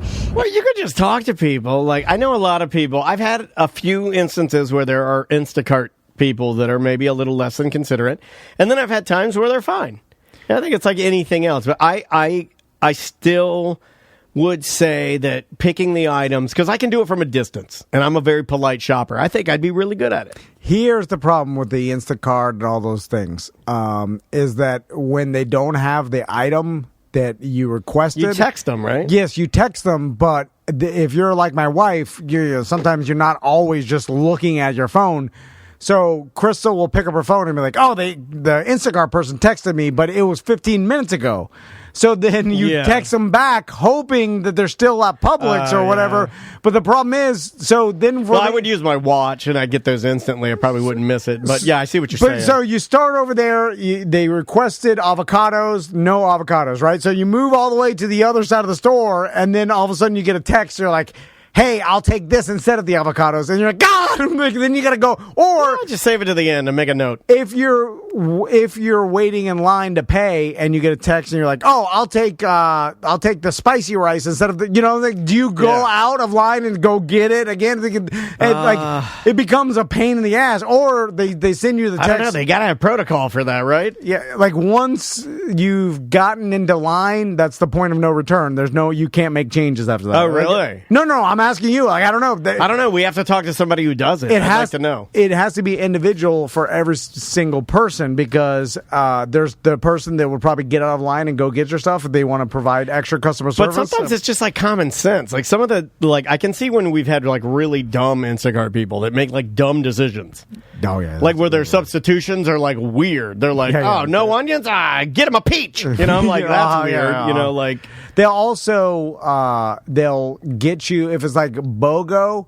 They'll always get the BOGO. Yeah, I think they're supposed to do that. Yeah. But why wouldn't you get the BOGO? But then if it's BOGO, they'll get the BOGO of the same thing when I know Crystal's got mad because Crystal's like, well, if you're going to get the BOGO, get me the other variety that you can get too, so I have two different instead of give me two of the same. Gotcha. But they're like, two of the same. They play it safe to not piss off the person. But to their credit, and not to disagree with your wife, two of the same is at least they know that's what you want. That's yeah. The other one is a gamble, like you said. I mean, it's like and then what I like about it better now after the pandemic is they'll just leave the stuff at your door because at the beginning of Instacart and all these shopping they come inside. They come inside and we had one lady who come upstairs. She's putting the groceries away. She's putting them in my pantry. Yeah. Well, that's it. Yeah, and I bet in other neighborhoods they'll give you a bigger tip, like, hey, just do it for me.